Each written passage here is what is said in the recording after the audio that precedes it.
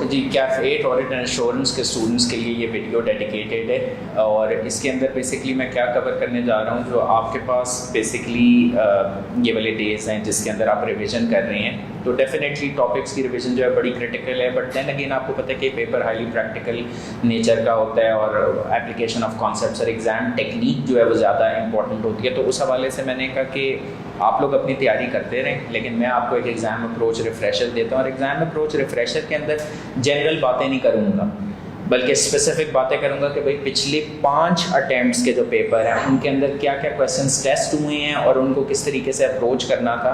I understand आप लोगों की ये बड़ा कीमती टाइम है, तो I will try to keep the video very short on to the point ताकि आप चीज़ों को अच्छे तरीके से कवर कर लें। सो let us start with Spring 2022 attempt। Spring 2022 से क्यों स्टार्ट करें, क्योंकि यहाँ पर बेसिकली आपकी जो नई एजुकेशन स्कीम के अंदर ये पहला एग्जाम था, तो हम उसी फ्लो में चलें। अच्छा, क्वेश्चन नंबर 1 के अंदर अगर आप देखें तो क्वेश्चन 1 में उसने आपसे पहले पूछा है 5 IT general controls relating to program change management. तो ये बेसिकली जिसने याद किया हुआ होगा वो बड़ा इजीली कंफर्टेबली मार्क्स सिक्योर कर सकता है। बी पार्ट में उसने फिर आपसे कंट्रोल्स पूछ लिए कि अगर वेजेस एंड सैलरीज जो हैं वो ताकि ना पे की जाए टू घोस्ट फेक एम्प्लॉयज़। अच्छा, अब इसके अंदर एक चीज़ याद रखें, अगर तो आपको मेमोरी बेस्ड क्वेश्चन का आंसर वैसे ये कंट्रोल्स हैं जैसे तो वैसे याद है तो बेस्ट है, लेकिन अगर वैसे आपके माइंड में नहीं भी आ रहा तो फिर आपने ब्रॉडली सोचना है कि भाई कंट्रोल्स क्या होते हैं। कंट्रोल्स होते हैं segregation of duty, authorization, review, physical controls, logical access controls. तो डिफरेंट किस्म के कंट्रोल्स हैं जो आपने किताब में पढ़े हुए हैं, आपके एक माइंड में कंट्रोल्स का स्केच ज़रूर है, तो उसको आपने उस सिचुएशन जो वो केस जो नॉलेज बेस्ड क्वेश्चन के अंदर पूछा उसमें फिट इन करने की कोशिश करेंगे ताकि आप अपना आंसर जनरेट कर सकें। अच्छा, इसके बाद अगर आप आ जाए क्वेश्चन नंबर 2 के ऊपर, तो क्वेश्चन नंबर 2 में उसने पहले पार्ट में आपसे पूछा identify the matters that you will consider while obtaining understanding of APL and it's environment. तो ये बेसिकली जो आपके पास ISA 315 में डिफरेंट मैटर्स थे वो आपने कंसिडर करने थे और साथ थोड़ा सा सिनेरियो का तड़का लगा देना था। फॉर एग्जांपल जहाँ पर हमने पढ़ा कि रेलेवेंट इंडस्ट्री को हमने अंडरस्टैंड करना है, तो ये जो है वो बेसिकली एडवेंचर स्पोर्ट्स सर्विसेज की इंडस्ट्री है, तो आप कहेंगे एडवेंचर स्पोर्ट्स सर्विसेज इंडस्ट्री की वो आपने अंडरस्टैंड करना है, उसके कैरेक्टरिस्टिक्स को अंडरस्टैंड करना है, उसमें जो डिग्री ऑफ कंपटीशन है उसके हवाले से आपने अंडरस्टैंडिंग ऑब्टेन करनी है। तो बेसिकली आप उस हवाले से चल जाएंगे, तो आपके पास अफेक्टिवली ये एक जो क्वेश्चन है वो थ्योरी बेस्ड क्वेश्चन ही है, सिर्फ इसमें थोड़ा सा आपने सिनेरियो का लिंकिंग करनी है, लेकिन प्रीडोमिनेटली एक थ्योरी बेस्ड क्वेश्चन था। इसके बाद जो इसका बी पार्ट है, ये अभी जब हम आगे की अटेम्प्ट्स भी देखेंगे तो ये क्वेश्चन अगली 4 अटेम्प्ट्स में कंसेक्यूटिवली टेस्ट हुए और इसके अंदर क्या रिक्वायरमेंट है, identify and discuss the business risks and the related audit risk from the above scenario. अच्छा, ये जो वर्ड रिलेटेड है ना, ये बड़ा इंपॉर्टेंट है। रिलेटेड के वर्ड की इंपॉर्टेंस क्या है? वो इंपॉर्टेंस ये है कि आपने इस क्वेश्चन को आंसर करना है एक कॉलम फॉर्मेट अप्रोच के अंदर। कॉलम फॉर्मेट अप्रोच से मुराद ये है कि आपके पहले कॉलम में बिजनेस रिस्क आएंगे और दूसरे कॉलम में ऑडिट रिस्क आएंगे, ताकि जो बिजनेस रिस्क आप लिख रहे हैं उसी से रिलेटेड आप ऑडिट रिस्क लिखें। अब ये एक प्योरली कॉन्सेप्चुअल क्वेश्चन है, इसके अंदर कोई रट्टा एज सच इन्वॉल्व नहीं है। अब यहाँ पर फॉर एग्जाम्पल डिफरेंट वैसे तो फैक्टर्स गिवन है, लेकिन अगर आप इन केस स्टडीज में देखेंगे तो मोर और लेस वही फैक्टर्स, कंपटीशन इंक्रीज हो रहा है, कोई लिटिगेशन वगैरह का इंस्टेंस हो गया। फॉर एग्जांपल यहाँ पर आपको बताया गया कि जी during the year bad weather की वजह से कुछ सवियर इंजरीज हुई क्लाइंट्स को। अब जब आपको ये फैक्टर मिल गया कि सवियर इंजरीज हुई क्लाइंट को, तो यहाँ पर बिजनेस रिस्क जब आपने लिखना है तो आपने सोचना है कि बिजनेस में क्या मसले हो सकते हैं। अब वही वो जो step by step drafting techniques आपको सिखाई हैं वो बड़ी इंपॉर्टेंट होंगी कि सबसे पहले आपने यही पॉइंट सिनेरियो में कॉपी अपने आंसर स्क्रिप्ट में कॉपी पेस्ट करना है और उसके बाद फिर आपने उसका इफेक्ट बताना है, इम्पैक्ट बताना है बिजनेस के ऊपर कि जी अच्छा इसकी वजह से जो है फॉर एग्जांपल सवेयर इंजरीज हुई हैं तो आपके लिटिगेशंस क्लेम्स आ सकते हैं, आपके इस केस में लिटिगेशंस क्लेम्स जो हैं वो आ सकते हैं। इस केस में आपके पास जो रेपुटेशन है बिजनेस की वो नेगेटिवली अफेक्ट हो सकती है। अब अगर आप थोड़ा सा गौर करें तो मैंने जब ये डिस्कशन की है तो उसमें मैंने बिल्कुल भी को अकाउंटिंग की बात नहीं की। बिजनेसेस को डिस्कस करते हुए मैंने सिर्फ बिजनेस पे इफेक्ट बताया कि भाई लिटिगेशन क्लेम आ सकता है। अब वो लिटिगेशन क्लेम जो है वो कस्टमर की तरफ से भी आ सकता है उसके अलावा रेगुलेटर भी, जो आपका रेगुलेटरी एक्शन है वो भी पॉसिबल है कि कोई रेगुलेटर जो है वो आपके ऊपर कोई फाइन पेनल्टी इंपोज कर दे या आपकी रेपुटेशन जो है वो नेगेटिवली अफेक्ट हो जाए।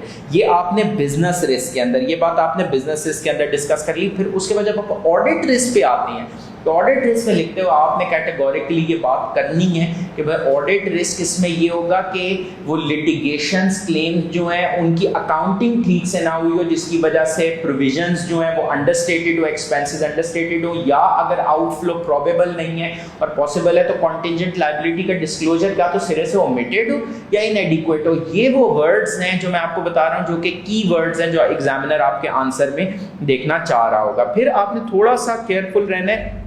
बताया गया कि कंपनी ने एक इन्वेस्टमेंट की है जिसकी फाइनेंसिंग जो है वो डेट के थ्रू की गई है। अच्छा, अब कर्जा लेने नहीं जा रहे, कर्जा ले चुके हैं। तो जब कर्जा ले चुके हैं तो उस टाइम पर फिर बैंक, आपने फ्रॉड रिस्क के साथ भी इसको लिंक करना है कि एक तो आपके ऊपर बिजनेस के पॉइंट ऑफ व्यू से क्या होगा कि जी आपको हर वक्त आपके सर पे एक तलवार लटक रही है। किस चीज़ की तलवार लटक रही है कि आपने कॉवेनेंट्स की कंप्लायंस करनी है, आपने इंटरेस्ट की, अगर आपके पास सफिशिएंट प्रॉफिट्स ना हुए तो आप इंटरेस्ट की पेमेंट्स पे, प्रिंसिपल की पेमेंट्स पे क्या कर देंगे, डिफॉल्ट कर देंगे। तो ये तमाम चीज़ों का आपने बेसिकली इसके अंदर खास तौर पर ख्याल रखना है कि ये बिजनेस के ऊपर अफेक्ट्स हैं कि आपको अपना डेट पूरा मैनेज करना है। ऑन दी अदर हैंड जो इसका ऑडिट रिस्क है वो क्या है, ऑडिट रिस्क में होता है where can the financial statements go wrong. तो वहां पर आपने बेसिकली डिस्कशन यहाँ इस एंगल से, इस पॉइंट ऑफ व्यू से करनी है कि भाई कंपनी जो है it may engage in fraudulent financial reporting ताकि वो अपने कॉवेनेंट्स को मीट कर सके, और उसके लिए कंपनी अपने एसेट्स को, अपनी इनकम को ओवरस्टेट कर सकती है, अपने लायबिलिटीज को, अपने एक्सपेंसेस को अंडरस्टेट कर सकती है, so that the debt is not demanded immediately अगर वो कॉवेनेंट्स की कोई नॉन कंप्लायंस होगी है। तो याद रखिएगा बिजनेस रिस्क के अंदर आपने इंपैक्ट लिखना है कि बिजनेस के ऊपर उसके क्या साइड इफेक्ट्स, क्या नेगेटिव इफेक्ट्स हैं, और ऑडिट रिस्क के अंदर आपने स्पेसिफिकली बताना है कि फाइनेंशियल स्टेटमेंट्स में कहां पर किस नेचर का मसला हो सकता है। ये बेसिकली आपका फोकस होना चाहिए। तो आपकी ड्राफ्टिंग जो है वो बड़ी स्ट्रिक्टली मैटर कर रही होगी। इसी तरह यहाँ पर फिर बताया गया कि जी कंपटीशन इंक्रीज हो रहा है, कंपटीशन इंक्रीज हो रहा है, डिमांड रिड्यूस अगर हो जाती है तो डिमांड रिड्यूस हो रही है तो क्या ये इम्पेयरमेंट का इंडिकेटर है? क्या अगर आपकी ऊपर बताया हुआ है कि जी फैसिलिटीज जो है वो पुरानी हो रही हैं और अपग्रेडेशन करनी पड़ती है तो रिवीजन ऑफ यूजफुल लाइफ का रिस्क एग्जिस्ट कर सकता है। यहाँ पर बताया गया कि बुक नाउ एंड पे लेटर इंस्टॉलमेंट स्कीम है कि अभी बुकिंग कर लें, पेमेंट बाद में कर दीजिएगा। तो अब इधर बिजनेस रिस्क क्या है कि भाई पता लगे पैसा रिकवर ही ना हो। तो बिजनेस रिस्क बेसिकली आपका क्रेडिट रिस्क कि आपके पैसे आप सेल कर दें ऐसे कस्टमर्स को जिनकी क्रेडिट वर्दीनेस नहीं है और आपका पैसा रिकवर ना हो सके। This is the business risk. Audit risk क्या है? Audit risk is where can the financial statements go wrong. तो वहां पर आपने इस एंगल से सोचना है कि भाई यहाँ पर फाइनेंशियल स्टेटमेंट इस हवाले से गलत हो सकती है कि आपका जो प्रोविजन फॉर डाउटफुल डेट्स है वो अंडरस्टेटेड हो, जो प्रोविजन फॉर डाउटफुल डेट्स है वो अंडरस्टेटेड हो, आपके रिसीवेबल्स जो है वो ओवरस्टेटेड हो। तो ये बेसिकली की मैसेजेस हैं जो इस क्वेश्चन के अंदर थे। उसके बाद क्वेश्चन नंबर 3, एज हर 8-10 अटेम्प्ट्स के बाद जो है वो ICAP इस तरह का एक क्वेश्चन बनाता है कि जी कुछ स्टेटमेंट्स दे देते हैं और उनकी वैलिडिटी असेस करवा रहा होता है कि क्या वो स्टेटमेंट्स वैलिड हैं या नहीं है। उसमें कुछ स्टेटमेंट्स ठीक होती हैं, कुछ स्टेटमेंट्स गलत होती हैं और कुछ स्टेटमेंट्स इनकम्प्लीट होती हैं। तो इसके केस स्टडी के अंदर भी कुछ स्टेटमेंट्स ठीक थी, कुछ स्टेटमेंट्स गलत थी और कुछ स्टेटमेंट्स इनकम्प्लीट थी। तो जहां पर स्टेटमेंट ठीक है वहां पर आपने प्रूव करना है कि वो स्टेटमेंट ठीक है। फॉर एग्जांपल जैसे कि जो पॉइंट नंबर 5 है इसमें उसने कहा है कि जी ऑडिट क्लाइंट में इनहेरेंट रिस्क ये है, कंट्रोल रिस्क ये है, ऑडिट रिस्क 10% है तो डिटेक्शन रिस्क 25% होगा। तो आपने बेसिकली और ये इक्वेशन लिखकर audit risk is equal to inherent risk multiplied by control risk multiplied by detection risk, सारी इधर वैल्यूज 10% की, 50% की, 80% की पुट इन करनी है और फिर डिटेक्शन रिस्क को x रख के तो detection risk is equal to 10% divided by 50% multiplied by 80%। जब आप ये पूरा करेंगे तो आपके पास आंसर 25% निकलेगा। तो आप कहेंगे कि ये देखिए ये आपने प्रूव कर दिया कि ये स्टेटमेंट ठीक है।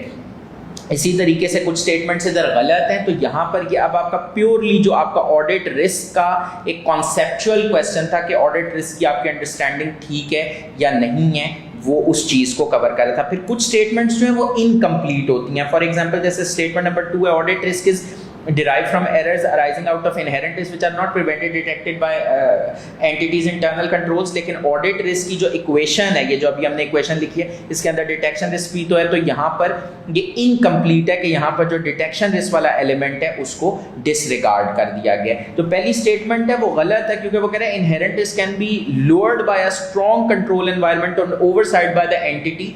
लेकिन इनहेरेंट रिस्क की अगर डेफिनेशन ही आप देखें तो वो एंड कहां पर होती है, बिफोर कंसिडरेशन ऑफ कंट्रोल्स। तो अब यहां पर आपको पता होना चाहिए कि जो सिस्टम ऑफ इंटरनल कंट्रोल है उसका कंट्रोल एनवायरनमेंट एक कंपोनेंट है, तो क्योंकि इनहेरेंट रिस्क असेसमेंट तो बिफोर कंसिडरेशन ऑफ कंट्रोल्स है, तो इस वजह से ये स्टेटमेंट गलत है। तो इस तरीके से बेसिकली आपने अपना आंसर ड्राफ्ट करना है कि जो गलत स्टेटमेंट है आप उसको गलत कहेंगे और उसका लॉजिक एक्सप्लेन करेंगे, जो ठीक स्टेटमेंट है उसको आप इस तरह से लॉजिकली प्रूव करेंगे, और जो स्टेटमेंट इनकम्प्लीट है उसमें कहेंगे कि ये स्टेटमेंट करेक्ट, ये जितनी स्टेटमेंट लिखी हुई है ये है तो ठीक, लेकिन ये इनकम्प्लीट है क्योंकि इसमें फॉर एग्जांपल डिटेक्शन रिस्क का जो एलिमेंट है वो मिस आउट किया हुआ है।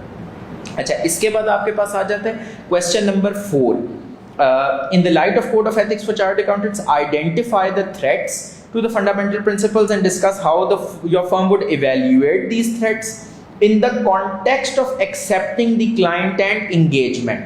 Also briefly discuss the safeguards available to your firm to address the threats। तो जैसे ये in the context of accepting the client and engagement आपको नजर आया, क्योंकि सेम टू सेम यही क्वेश्चन रिपीट हुआ था। अभी हम जब देखेंगे स्प्रिंग 23 के अंदर भी, स्प्रिंग 23 के टाइम में ये सेम क्वेश्चन रिपीट हुआ था, तो उस हवाले से आपको बेसिकली अलर्ट रहना है कि भाई ये क्वेश्चन तो आपका प्रोफेशनल अपॉइंटमेंट्स में से टेस्ट हो रहा है, ये क्वेश्चन तो आपका प्रोफेशनल अपॉइंटमेंट्स में से टेस्ट हो रहा है, जिसमें क्या फैक्टर्स आपने कंसिडर करने होते हैं, इंटेग्रिटी ऑफ क्लाइंट, अपनी टीम की कॉम्पिटेंस, वो फैक्टर्स आपने कंसिडर करने होते हैं। वो अगर आप मेरी किताब भी देखें तो उसके अंदर, या पीक्यू ऑडिट गाइड इवन के देखें तो उसके अंदर बॉक्सेस के अंदर वो कवर्ड है कि थ्रेट्स क्या हैं, क्यों है, उनके फैक्टर्स को evaluate, the significance of the threat भी गिवन है, और फिर आगे जो सेफगार्ड्स हैं वो भी मेंशन्ड है। तो अगर आप क्वेश्चन, लेकिन ये क्वेश्चन आंसर करते हुए आपने सिनेरियो का जो उसके अंदर तड़का है वो लाजमन लगाना है, अदरवाइज आप एक जनरल आंसर के ऊपर आपको बहुत ज्यादा मार्क्स नहीं मिलेंगे। क्वेश्चन नंबर 4 के अंदर उसने आपको एक छोटा सा सिनेरियो दिया, लेकिन इसमें बहुत सारी बातें वो करके है।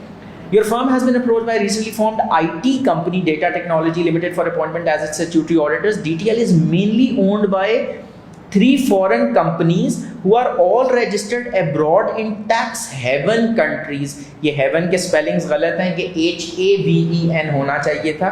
टैक्स हेवन कंट्रीज बेसिकली होते हैं जहाँ पर टैक्स की छूट होती है। तो अब यहाँ पर आपके पास जो क्लाइंट इंटेग्रिटी के इश्यूज हैं यहाँ से ट्रिगर हो जाएंगे, और फिर आगे आपने वही सारी चीज़ें जो किताब में कवर की हुई हैं। तो बेसिकली ये पॉइंट अगर आप देखें ना, तो ये आपके जो फ्रॉड वाला आयजा 240 है वहाँ से भी बेसिकली पिक आपको कर लेना चाहिए था। Your firm does not have any experience of auditing an IT company, तो यहाँ पर ये स्ट्रेट अवे आपकी जो प्रोफेशनल कॉम्पिटेंस है उस प्रिंसिपल से रिलेट कर जाता है, कॉम्पिटेंस ऑफ एंगेजमेंट टीम, तो वहाँ पर बेसिकली ये चीज़ कवर हो जाती है, और उससे रिलेटेड फिर आपने थ्रेट्स, उनकी इवैल्यूएशन और सेफगार्ड्स मेंशन करने थे। तो ये एक स्ट्रेट फॉरवर्ड क्वेश्चन था, लेकिन इसमें बहुत से स्टूडेंट्स से पेपर में ये पिक ही नहीं हुआ क्वेश्चन, तो उस हवाले से आपने अलर्ट रहना है पेपर के अंदर कि वो कौन सी स्पेसिफिक एस्पेक्ट जो है वो क्वेश्चन में टेस्ट कर रहा है। अच्छा, इसके बाद आपके पास आ जाता है क्वेश्चन नंबर 5। क्वेश्चन नंबर 5 के अंदर, क्वेश्चन 5 के अंदर आपके पास क्या चीज़ आ रही है, state the audit procedures that should be performed on the above bank reconciliation statement. मतलब अब इसके अंदर 6 मार्क्स का क्वेश्चन है, तो मैं आपको एक चीज़ बताऊं कि कुछ तो आप जो प्रोसीजर्स आपने वैसे ही मेमोराइज किए हुए हैं, कुछ तो आप वही प्रोसीजर चिपका सकते हैं। फॉर एग्जांपल जो आपकी बैलेंस पर बैंक स्टेटमेंट है उसको आप ओरिजिनल बैंक स्टेटमेंट से मैच कर लेंगे, कॉन्फर्मेशन इस पे ले लेंगे, फिर जो आपके पास बैलेंस एज पर लेजर है उसको आप लेजर से मैच कर लेंगे, जो इस पूरी बैंक रेकंसिलिएशन स्टेटमेंट का प्लस माइनस है जिसको हम क्या कहते हैं कास्टिंग, वो कर लेंगे फॉर मैथमेटिकल एक्यूरेसी। लेकिन कुछ प्रोसीजर्स जो हैं, तो आप तीन एक मार्क्स जो हैं वो अपने मेमोराइज्ड प्रोसीजर्स पे भी सिक्योर कर सकते हैं, लेकिन इस क्वेश्चन में अच्छे मार्क्स के लिए आपको ये सिनेरियो स्पेसिफिक प्रोसीजर्स, ये 1 2 3 4 5 आइटम्स दिए हैं, इनके ऊपर आपने सिनेरियो स्पेसिफिक प्रोसीजर्स लिखेंगे तो आप इजीली फुल मार्क्स सिक्योर कर सकते हैं। तो यहाँ पर अब फॉर एग्जांपल अगर मैं एक कोई एरिया उठा लूँ। अब ये वो सिनेरियो स्पेसिफिक प्रोसीजर है, मतलब यहाँ पर रटे रटाए प्रोसीजर्स काम नहीं आएंगे, यहाँ पर आपको सिनेरियो स्पेसिफिक प्रोसीजर्स लिखने हैं। फॉर एग्जांपल आपको एक आइटम क्या बताया गया कि incorrect interest charge by the bank, और साथ नोट दिया हुआ है 2,40,000 का कोई इनकरेक्ट इंटरेस्ट चार्ज हुआ है। Interest on bank overdraft amounting to ₹750,000 was recorded in the bank statement. Our review of the accounts officer indicated an error and HL recorded the correct amount of ₹5,10,000 in the ledger. तो मतलब 2,40,000 की access वो उन्होंने interest charge किया होता। अब as an auditor मैंने तो इस तरह का कुछ स्पेसिफिक प्रोसीजर शायद रटे ना लगाए हुए हों, लेकिन मैं इसको थोड़ा सा मैंने सोचना है कि मैं किस डॉक्यूमेंट से इसको वेरीफाई कर सकता हूं। अगर उसमें मुझे ये बताया गया कि अकाउंट्स ऑफिसर ने रिव्यू की है और उसको एरर मिले, तो इसका मतलब है अकाउंट्स ऑफिसर ने कोई कैलकुलेशन की होगी। तो एज एन ऑडिटर क्या मैं रिकैलकुलेट कर लूं इंटरेस्ट की कैलकुलेशन को? क्या मैं उसी की कैलकुलेशन को इंस्पेक्ट कर लूं?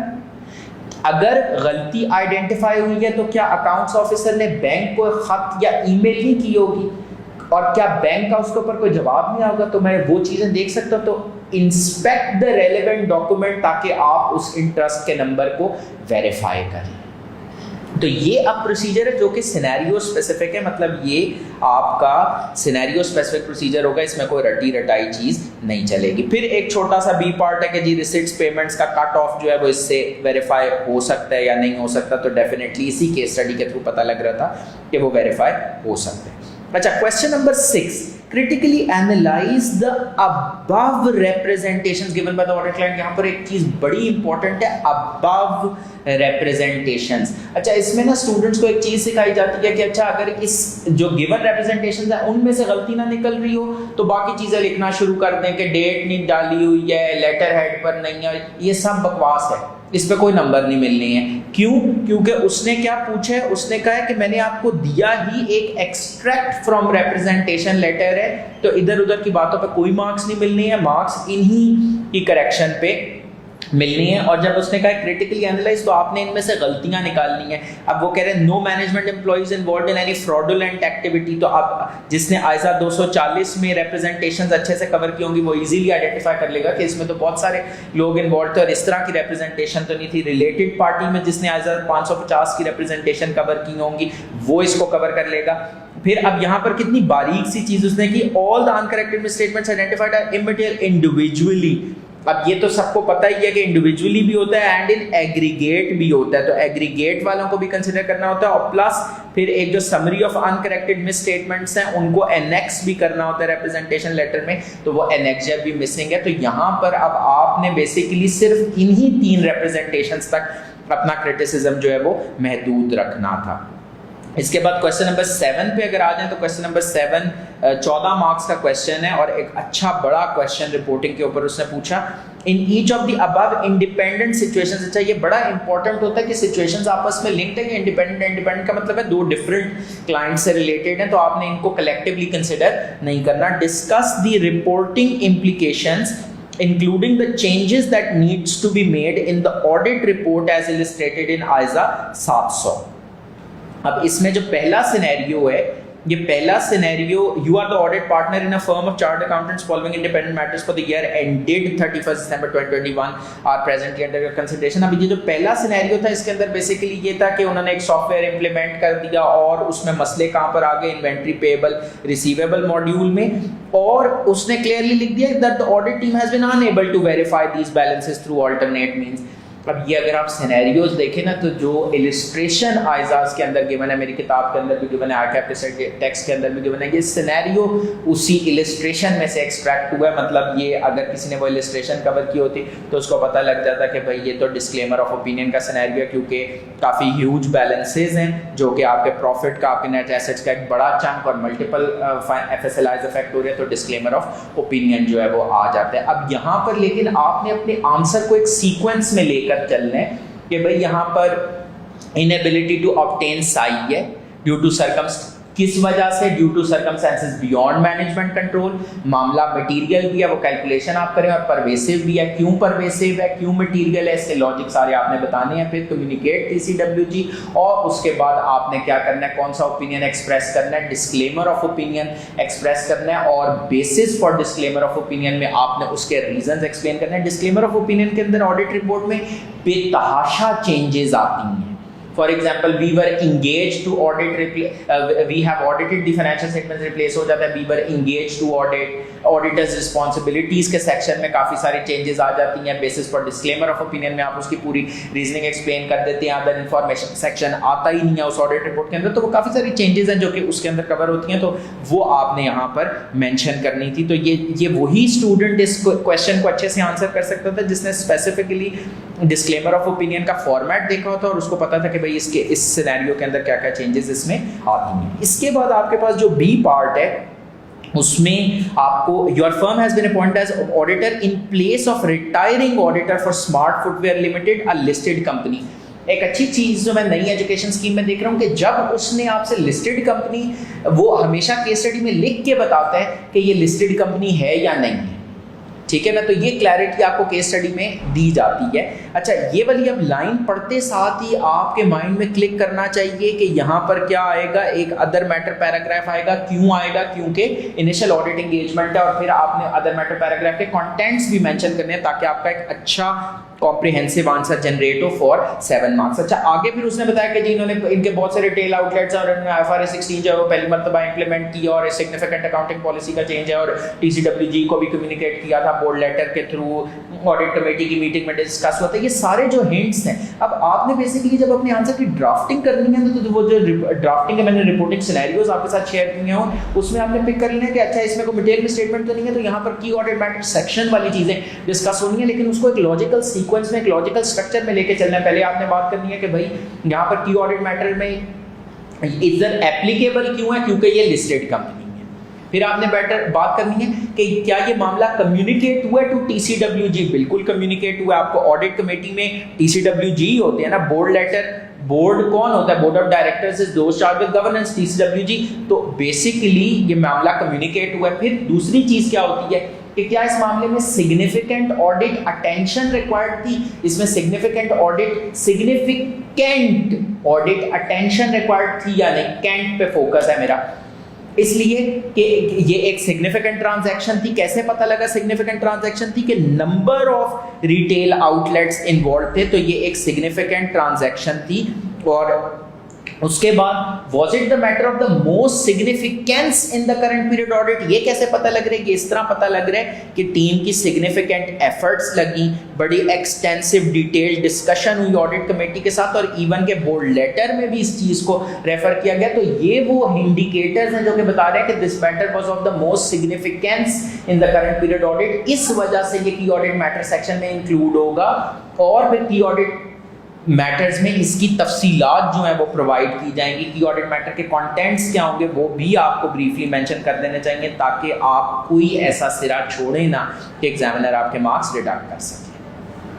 इसके बाद आप आगे आ जाएं क्वेश्चन नंबर 8।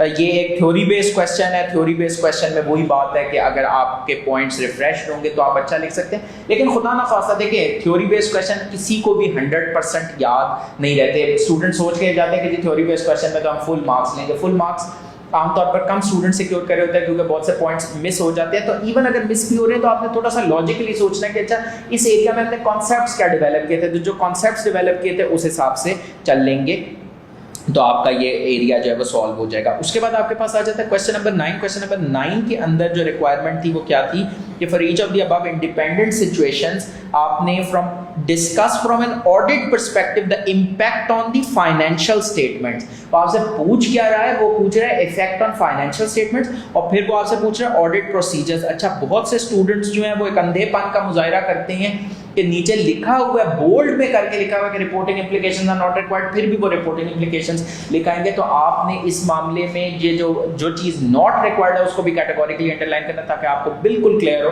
कि भाई यहाँ पर रिपोर्टिंग इम्प्लीकेशन मैंने डिस्कस नहीं करनी है। इम्पैक्ट ऑन फाइनेंशियल स्टेटमेंट्स, अब ये जो पहला केस स्टडी थी इसके अंदर आपको liquidity issues, heavy reliance on bank overdraft, और फिर ये था कि negotiations with bank under way हैं, ड्यू फॉर रिन्यूअल है, पता नहीं रिन्यू होता है या नहीं होता, पता नहीं रिन्यू होता है नहीं होता, मतलब MURGC जो है वो क्रिएट हो सकती है, MURGC क्रिएट हो सकती है। अब इफेक्ट ऑन फाइनेंशियल स्टेटमेंट में आपने स्पेसिफिकली बताना है कि भाई IAS 1 के तहत जब MURGC एग्जिस्ट करती है तो MURGC के डिस्क्लोजर्स हैं। अब 4 बातें हैं जो आपने डिस्क्लोज करनी होती है। नंबर 1 ये कि वो क्या सिग्निफिकेंट इवेंट्स कंडीशंस है, मैनेजमेंट के प्लान्स क्या हैं, और मैनेजमेंट प्लान्स के अलावा आपने ये भी बताना होता है कि जी क्लियरली लिखना होता है that there is a material uncertainty related to going concern और asset liabilities normal course of business में रियलाइज सेटल नहीं हो सकेंगे। ये आपकी कंप्लीट डिस्कशन है जो एग्जामिनर एक्सपेक्ट कर रहा होगा कि आप इन फैक्टर्स को अपने आंसर में रिफ्लेक्ट करवाएं और कहें कि इसकी वजह से MURGC या और फिर MURGC की वजह से IAS 1 के अंदर क्या डिस्क्लोजर रिक्वायरमेंट्स है। दूसरा पार्ट था उसके अंदर हुआ ये कि नवंबर 2021 में ईयर एंड जो है वो 31 दिसंबर 2021 है, just before the year and competitor ने एक बेहतर प्रोडक्ट लॉन्च कर दी, तो अब आपकी जो डेवलपमेंट कॉस्ट ऑफ सॉफ्टवेयर है उस पे इसका इफेक्ट आ सकता है। इम्पेयरमेंट का मसला, डेवलपमेंट कॉस्ट की कैपिटलाइजेशन, शायद क्राइटेरिया, वो जो क्राइटेरिया होता है जिसको कुछ सेक्टर या पायरेट के तौर पे याद रखते हैं, वो वाला क्राइटेरिया ही मीट ना हो रहा हो, तो यहाँ पर आपने वो बेसिकली बताना था IAS 38 के रेफरेंस से और IAS 36 के रेफरेंस से इस क्वेश्चन को आंसर करना था। तो आपने स्पेसिफिक जो अकाउंटिंग स्टैंडर्ड्स हैं उनकी लाइट में उस क्वेश्चन को आंसर करना है कि यहाँ पर डेवलपमेंट एक्सपेंडिचर का क्राइटेरिया मीट अगर नहीं हो रहा तो आपने इसको एक्सपेंस आउट करना है या इम्पेयरमेंट इस पे रिकॉर्ड करनी है, वो वाली बात आपने करनी थी। फिर उसके बाद जो प्रोसीजर्स हैं, अच्छा अब जब प्रोसीजर्स की बात आ रही है ना तो यहाँ पर MURGC है तो वो जो additional procedures when events conditions are identified वो वाले रेलेवेंट है, लेकिन थोड़ा उसमें सिनेरियो का तड़का लगाना है। फॉर एग्जांपल यहाँ पर बोरोइंग फैसिलिटीज वाले जो प्रोसीजर्स वहाँ पर मेंशन है वो जरूर जिक्र करना है। बैंक के साथ अभी तक क्या कॉरेस्पॉन्डेंस हुई है उसको इंस्पेक्ट कर लेना। तो रटे रटाए प्रोसीजर्स आप यूज करें लेकिन उसके साथ उसमें सिनेरियो का तड़का लगाना बड़ा जरूरी है और एग्जामिनर इस चीज को अपनी एग्जामिनर रिपोर्ट में कॉन्स्टेंटली हाईलाइट करे, तो इस चीज को आपने डिसरिगार्ड नहीं करना। उसके बाद आपके पास जो बी पार्ट है उसमें जो प्रोसीजर्स थे, अब जिसने वो सारे प्रोसीजर्स इंटेंजिबल्स के याद किए हैं वो बड़ा इजीली इस क्वेश्चन को हैंडल कर सकता था, लेकिन यहाँ पर एक बारीकी मैं आपको बताता चला जाऊं, वो ये है कि आपने यहाँ पर फोकस करना है कि आपको रिवाइज्ड प्रोजेक्शंस और रिवाइज्ड फोरकास्ट्स मिलें, फॉर द रीजन कि नवंबर 2021 में जो इवेंट हुआ उससे पहले के हालात मुख्तलिफ थे, बाद के हालात मुख्तलिफ थे। तो अगर आप वो पूरा क्राइटेरिया आपके IAS 38 वाला जो 6 पॉइंट क्राइटेरिया वो आपके माइंड में हो, हर क्राइटेरिया के हवाले से आप एक प्रोसीजर लिख दे तो आपके मार्क्स मोर देन सफिशिएंट इसमें आप सिक्योर कर सकते हैं, आप बड़ा कंफर्टेबली इसको मैनेज कर सकते हैं। तो इस तरीके से बेसिकली आपने ये वाला पेपर सॉल्व करना था। अच्छा जी, ऑटम 2022 अटेम्प्ट के अंदर क्या सिचुएशन थी, क्या हालात थे वो देख लेते हैं। क्वेश्चन नंबर 1 के अंदर आपका जो पहला पार्ट था वो था discuss the actions that your firm should take regarding communication with the outgoing auditor. तो ये तो जिसने कोड ऑफ एथिक्स अच्छे से कवर किया हुआ था वो इजीली इस चीज को पिक कर सकता था। बी, लेकिन फोकस किस चीज पे करना है, आउटगोइंग ऑडिटर के साथ जो इनकमिंग ऑडिटर ने कम्युनिकेशंस करनी है, सिर्फ वो वाले पॉइंट्स रिक्वायर्ड थे इधर। इसके बाद बी पार्ट बड़ा अच्छा है, वो कहते हैं identify and explain the threats to the fundamental principles of ICAP code of ethics, और यही चीज उसने बेसिकली सी पार्ट में भी पूछी है एक एडिशनल बात के साथ। जो बी पार्ट है उसमें बेसिकली क्या था, रेफरल फी का कॉन्सेप्ट टेस्ट हो रहा था, तो जिसने याद किया था उसको थ्रेट्स भी पता था, उसको प्रिंसिपल्स भी पता थे क्या लिखनी है, तो आई थिंक ये बड़ा डूएबल सा पार्ट था। जो सी पार्ट था ये बेसिकली रिपीट हुआ था, आई थिंक ऑटम 15 या स्प्रिंग 15 में बिल्कुल ऐसा ही सवाल जो है वो टेस्ट हुआ था, और इसमें जो पहला पार्ट था वो क्या था, identify and explain the threats to the fundamental principles, also evaluate the significance of the identified threats. अच्छा, यहाँ पर सिनेरियो ये था कि एक ऑडिट मैनेजर ने, Ahmed has recently joined your firm as an audit manager, पहले वो मॉनसून प्राइवेट लिमिटेड में को accounting, taxation, consultancy services, budget बनाने की सर्विसेज, मैनेजमेंट अकाउंट्स और कैलकुलेशन ऑफ टैक्स प्रोविजन, इस तरह की सर्विसेज बेसिकली प्रोवाइड करता था। अब यहाँ पर आप थ्रेट आइडेंटिफाई करना एक बात है, मतलब कहना कि जी यहाँ पर सेल्फ इंटरेस्ट थ्रेट है, यहाँ पर सेल्फ रिव्यू थ्रेट है, थ्रेट को आइडेंटिफाई करना एक बात है, उसके बाद जो उस थ्रेट की एक्सप्लेनेशन है वो डिफरेंट बात है। आपने थ्रेट को एक्सप्लेन करते हुए दो काम करने हैं, जो थ्रेट है उसकी डेफिनेशन और जो फंडामेंटल प्रिंसिपल्स ब्रीच हो रहे हैं, फॉर एग्जांपल उसकी ऑब्जेक्टिविटी इंपेयर हो रही है कि सेल्फ रिव्यू थ्रेट अराइज हो रहा है, उसका ऑब्जेक्टिविटी इंपेयर हो रही है, तो वहाँ पर आपने उसकी ऑब्जेक्टिविटी की प्रिंसिपल जो है वो मेंशन करना है, मतलब एक्सप्लेन करना है कि ये थ्रेट क्यों एग्जिस्ट करता है। और उसके बाद जो सबसे ज़्यादा जिस पे स्टूडेंट्स स्ट्रगल कर रहे हैं, significance of the identified threats. ये सारे अगर आप बीक्यू ऑडिट गाइड देखें तो उसमें 2 पेजेस के अंदर को 28 सिनेरियोज हैं जो कि आपके पेपर में टेस्ट हो सकते हैं, और उसमें सारे ये factors to evaluate the significance of the threat given है। तो वहाँ से अगर आप अच्छे तरीके से कवर कर लें तो आपको पता लग जाएगा कि भाई ये एक सीनियर पोजीशन पे आया है, तो इस सब्जेक्ट मैटर को, ये फाइनेंशियल स्टेटमेंट्स के आउटकम, उसके ऊपर ओपिनियन क्या होगा, उसको इन्फ्लुएंस करने की पोजीशन, फॉर एग्जांपल लगता है कितनी लॉन्ग इसकी एसोसिएशन की as for the provision of accounting taxation consultancy services. फिर वहां पर आप कह सकते हैं कि बजट एज सच इतना ज्यादा थ्रेट को सिग्निफिकेंट नहीं करता, क्योंकि बजट तो फ्यूचर के बारे में होता है। तो आपने बेसिकली देखना है कि क्या फैक्टर्स हैं जो कि थ्रेट की सिग्निफिकेंस को इंक्रीज कर रहे हैं, क्या फैक्टर्स हैं जो कि थ्रेट की सिग्निफिकेंस को डिक्रीज कर रहे हैं। उसके बाद क्वेश्चन नंबर 2 पार्ट ए, आइजा 300 से उसने स्कोप और जो ऑडिट स्ट्रैटेजी है उसको टेस्ट कर लिया कि स्कोप में क्या फैक्टर्स कंसिडर होते हैं, reporting objectives, timing of audit and nature of communication में क्या कंसिडरेशंस है। बिल्कुल थ्योरी बेस्ड क्वेश्चन था, जिस तरह के क्योंकि है ही P1 T1 टॉपिक है, तो इसमें से आइजा 300 में से आना ही थ्योरी बेस्ड क्वेश्चन है, तो वैसा ही उसने टेस्ट किया। फिर उसने पूछ लिया controls to prevent misappropriation of petty cash, जिसको माइंड में था। अगर माइंड में नहीं भी है तो फिर वही वाली बात है जिस तरह मैंने पहले बताई थी स्प्रिंग 22 करवाते हुए, कि आपने सोचना अच्छा क्या क्या कंट्रोल्स हो सकते हैं, ऑथराइजेशन हो सकते हैं, सेग्रीगेशन ऑफ ड्यूटी हो सकती है, और लॉजिकल एक्सेस कंट्रोल्स एप्लीकेबल हैं, तो वो आपने उस हिसाब से देखने हैं। इसके बाद C part, the auditor will normally select a sample of debtors who will be asked to provide confirmation of their balances, select any state any 6 audit procedures for sending the confirmation. यही question अभी recent attempt में repeat हुए, spring 24 के अंदर भी same यही question इतनी marks के लिए रिपीट हुआ है। यहाँ पर फोकस करना ऑन सेंडिंग द कॉन्फर्मेशन। तो जो आपने सब्सटैंटिव प्रोसीजर्स रिसीवेबल के सीखे हुए हैं विद रिस्पेक्ट टू कॉन्फर्मेशन, वो बेसिकली यहाँ पर मेंशन करने थे। जो रिस्पॉन्स रिसीव हो जाता है और उसके बाद आप एक्सेप्शंस वगैरह को इवैल्यूएट करते हैं, वो प्रोसीजर्स इधर रेलेवेंट नहीं थे। ये तो है कि सेंड करने तक के क्या प्रोसीजर्स हैं। अच्छा, इसके बाद आप आ जाते हैं क्वेश्चन नंबर 3 पे। क्वेश्चन नंबर 3 एक अच्छा रिपोर्टिंग के ऊपर एक बड़ा क्वेश्चन था 15 मार्क्स का, और इसमें मल्टीपल कॉन्सेप्ट्स इनफैक्ट टेस्ट हो रहे थे।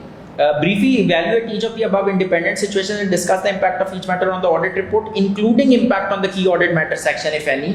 स्पेसिफिकली कहा कि मुझे ऑडिट रिपोर्ट पे भी इफेक्ट बताओ और की ऑडिट मैटर सेक्शन पे भी इफेक्ट बताओ। अच्छा, उसने देखे अब कितना अच्छा सवाल बनाया, उसने क्लियरली बता दिया कि भाई 3 लिस्टेड ऑडिट क्लाइंट्स की मैं बात कर रहा हूँ। वैसे भी जब भी लिस्टेड का वर्ड आप पेपर में देखें तो आपने अलर्ट हो जाना कि भाई यहाँ पर आपका की ऑडिट मैटर्स का जो सेक्शन है वो ट्रिगर हो जाता है। अब इसमें जो पहला पार्ट है, पहला पार्ट में वो कह रहे हैं क्लाइंट की मैनेजमेंट ने written representation about management responsibilities refuse कर दी है। अब बच्चा आमतौर पर मिस्टेक क्या करता है, वो लिख देता है जी डिस्क्लेमर ऑफ ओपिनियन। बिल्कुल सही है, किताबी सवाल था, डिस्क्लेमर ऑफ ओपिनियन आएगा, लेकिन आपने उधर ये चीज कैटेगोरिकली बतानी है कि क्यों डिस्क्लेमर ऑफ ओपिनियन, क्योंकि ये मामला मटेरियल भी और परवेसिव है। क्यों परवेसिव है? क्योंकि पूरी फाइनेंशियल स्टेटमेंट्स के हवाले से जो उनकी रिस्पॉन्सिबिलिटी है वो उसी के ऊपर अपनी रिप्रेजेंटेशन ही प्रोवाइड करे। तो ये इनएबिलिटी टू ऑब्टेन साई है due to management impose limitation, और इसका अफेक्ट मटेरियल भी है और परवेसिव है। क्यों मटेरियल है, क्यों परवेसिव है, वो बताना। और फिर उसके बाद आपने कहना है कि यहाँ पर डिस्क्लेमर ऑफ ओपिनियन आएगा, और जब कभी भी आपके पास डिस्क्लेमर ऑफ ओपिनियन आता है तो आपके पास की ऑडिट मैटर सेक्शन उसके ऑडिट रिपोर्ट में आता ही नहीं है।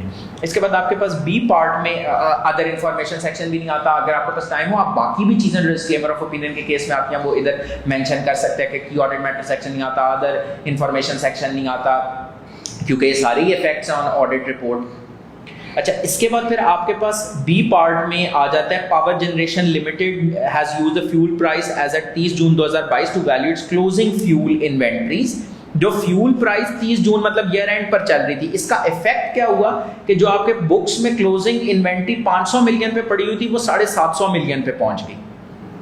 तो अब यहां पर आपको मिस स्टेटमेंट कैलकुलेट करनी थी कि ये तो लोअर ऑफ कॉस्ट एनआरबी पे होना चाहिए, कॉस्ट इसकी ये है एनआरबीज की ये और फाइनेंशियल स्टेटमेंट्स में ये एनआरबी पे रिकॉर्ड है जो कि हायर है, तो यहाँ पर 250 मिलियन की ओवर स्टेटमेंट है इन्वेंट्री की, तो 250 डिवाइडेड बाय 2000 मल्टीप्लाइड बाय 100 आपने मटेरियलिटी कैलकुलेट करनी थी, वो 5% से ज़्यादा लिखनी थी आपने, कहना मटेरियल तो है लेकिन परवेसिव नहीं है, और इसकी वजह से क्वालिफाइड एक्सेप्ट फॉर ओपिनियन आएगा। बेसिस फॉर क्वालिफाइड ओपिनियन में आप उसके रीजन एक्सप्लेन करेंगे, मिस स्टेटमेंट की एक्सप्लेनेशन देंगे, और उसके बाद आपने जो तीसरी बात करनी थी वो की ऑडिट मैटर सेक्शन के ऊपर जो इसका इफेक्ट है, की ऑडिट मैटर सेक्शन के ऊपर इसका क्या इफेक्ट है कि क्वालिफिकेशन बाय नेचर की ऑडिट मैटर ही है, लेकिन उसकी जो डिटेल डिस्कशन है वो basis for qualified opinion section में होती है। की ऑडिट मैटर सेक्शन में रेफरेंस दिया जाता है कि in addition to the matter described in the basis for qualified opinion section. अब पेपर में I will not be surprise अगर वो ये पूछ ले कि रेफरेंस किस सेक्शन का दिया जाता है, क्वालिफाइड ओपिनियन सेक्शन का रेफरेंस ही दिया जाता है, basis for qualified opinion section का रेफरेंस दिया जाता है। अच्छा, इसके बाद आपके पास जो तीसरा पार्ट था वो था बेसिकली कि मैनेजमेंट ने फाइनेंशियल स्टेटमेंट्स बनाई लिक्विडेशन बेसिस पे क्योंकि उनको नजर आ रहा है कि कंपनी जो है वो गोइंग कंसर्न नहीं है। तो अब यहाँ पर आपने जब इवैल्यूएशन करनी है तो पहले आपने अकाउंटिंग स्टैंडर्ड का जिक्र करना है कि भाई IAS 1 ने यही कहा है कि जब आपकी फाइनेंशियल स्टेटमेंट्स जो गोइंग कंसर्न बेसिस वैलिड ना हो तो आपने फाइनेंशियल स्टेटमेंट लिक्विडेशन बेसिस पे बनानी है, और यहाँ पर आपने मेंशन करना है कि कुछ डिस्क्लोजर्स भी रिक्वायर्ड है कि financial statement going concern basis पर नहीं बनी, क्यों नहीं बनी और किस बेसिस पर बनी है, तो सारी चीजें आपने बेसिकली बतानी है। और उसके बाद आपने की ऑडिट मैटर सेक्शन के हवाले से इधर क्योंकि फाइनेंशियल स्टेटमेंट्स सही बने अनमॉडिफाइड ओपिनियन है, और अनमॉडिफाइड ओपिनियन के साथ यहाँ पर क्या आता है, एम्फेसिस ऑफ मैटर पैराग्राफ आता है। यहाँ पर क्या आता है, एम्फेसिस ऑफ मैटर पैराग्राफ आता है। अच्छा, अब यहाँ पर बहुत से लोग जो हैं वो शोखे होके कि जी यहाँ पर एम्फेसिस ऑफ मैटर भी आ सकता है, की ऑडिट मैटर भी आ सकता है, सर सारी बातें मुझे पता है, लेकिन स्टैंडर्ड में स्पेसिफिकली लिखा हुआ है कि इस सिचुएशन में आपने एम्फेसिस ऑफ मैटर पैराग्राफ देना है, तो exam is not the place to experiment. जो स्टैंडर्ड में एक चीज क्लियर वर्ड्स में लिखी हुई है ना, that is the safest approach. और इसकी एग्जामिनर रिपोर्ट उठा के देख लीजिएगा, उसमें उसने लिखा हुआ कि जिन लोगों ने की ऑडिट मैटर लिखा है वो गलत लिखे, तो आपने स्टैंडर्ड्स के साथ स्टिक करना है। तो इस पर्टिकुलर केस में की ऑडिट मैटर पे इनफैक्ट कोई इफेक्ट है ही।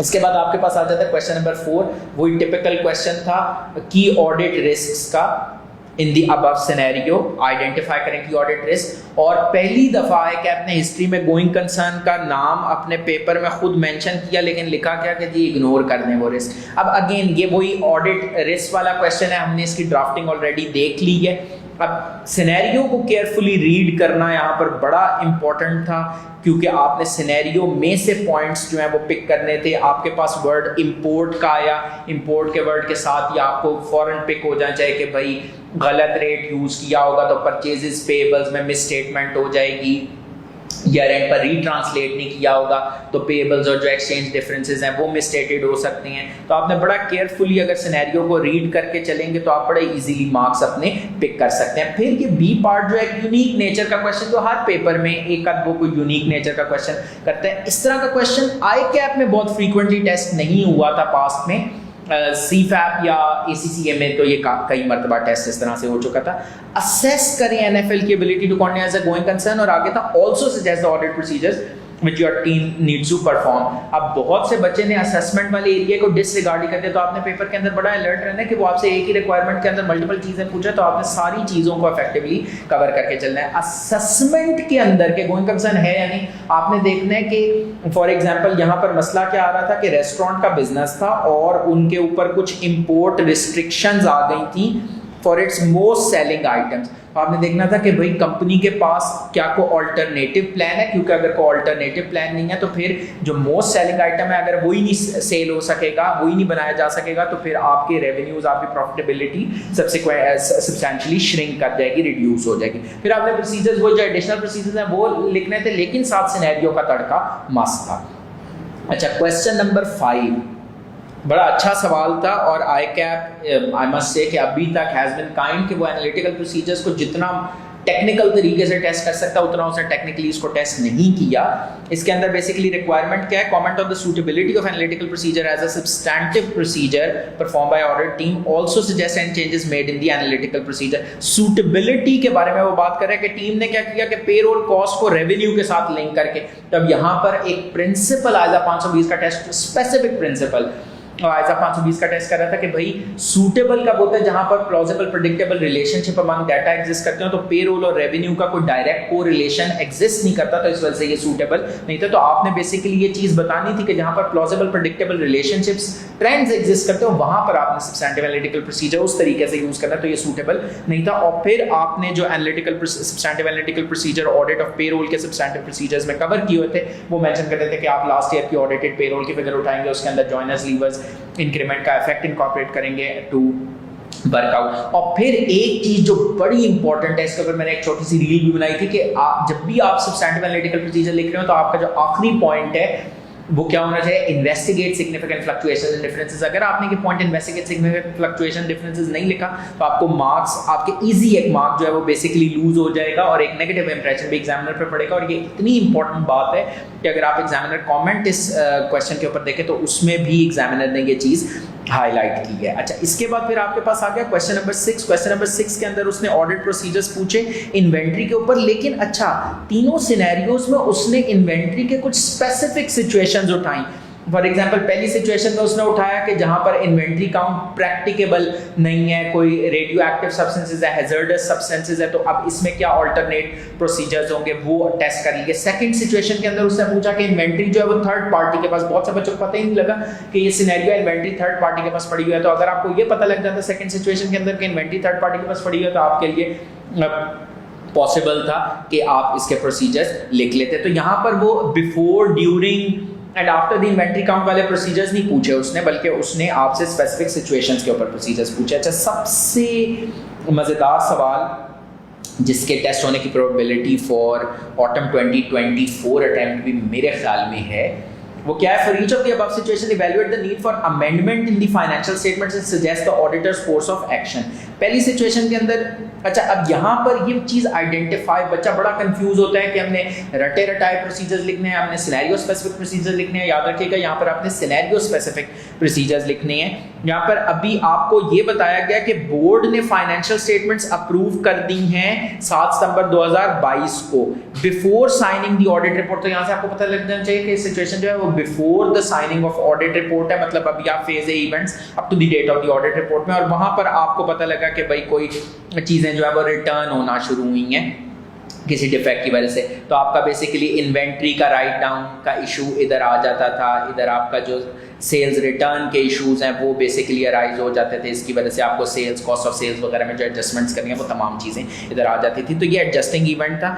अच्छा, उसके बाद जो सेकंड पार्ट है, सेकंड पार्ट के अंदर बहुत सा बच्चा कंफ्यूज होता है। अक्सर ये मैसेज मुझे रिसीव भी हो रहा होता है कि जी ये जो है वो नॉन एडजस्टिंग इवेंट क्यों है सेकंड पार्ट में। उसमें बड़ा लॉजिकली समझें, सेकंड पार्ट के अंदर अभी 30 जून 2022 के ऊपर क्योंकि कोई एक्चुअल एग्रीमेंट एग्जीक्यूट नहीं हुआ तो कोला लिमिटेड का ऑरेंज लिमिटेड के ऊपर कोई कंट्रोल नहीं है। अगर आप इसको एडजस्टिंग इवेंट कहें ना, तो फिर तो इसका मतलब ये होगा कि कंसोलिडेशन करनी चाहिए कोला लिमिटेड को ऑरेंज लिमिटेड की, अस्यूमिंग कि इनमें पेरेंट सब्सिडी रिलेशनशिप है। तो ऐसा नहीं है। कंट्रोल उसके ऊपर उसके पास कब आया, 15 जून 2022 को, जो कि कंट्रोल उसके पास आया 10 जुलाई 2022 को, जो कि आफ्टर दी ईयर एंड है। तो इस वजह से बेसिकली आपके पास इस वजह से ये क्या है, ये नॉन एडजस्टिंग इवेंट है। वैसे भी नॉन एडजस्टिंग इवेंट के अगर आप एग्जांपल देखें तो उसके अंदर डिफाइंड है कि major acquisition subsequent to the year end. तो ये सिर्फ उसने कंफ्यूज करने के लिए था कि प्रिंसिपल एग्रीमेंट हो गया था, एक्चुअल एग्रीमेंट जो है वो बेसिकली यहां पर मैटर करता है। अच्छा, यहाँ पर आईकैप के सजेस्टेड सोल्यूशन में बहुत मर्तबा जितने भी अगर आप पास पेपर्स के सोल्यूशन उठाएं तो उसके अंदर ये लिखा होता है कि जी ये नॉन एडजस्टिंग इवेंट है, तो इसकी वजह से amendment in financial statement is required. I personally disagree with that, क्योंकि नॉन एडजस्टिंग इवेंट की वजह से क्या होता है, अगर नॉन एडजस्टिंग इवेंट मटेरियल है जैसे इस केस के अंदर, तो फिर उसके ऊपर एक डिस्क्लोजर रिक्वायर्ड होता है कि आपने नेचर ऑफ द इवेंट और उसका फाइनेंशियल इफेक्ट बताना होता है। तो यहाँ पर आपने वो डिस्क्लोजर तो दिया।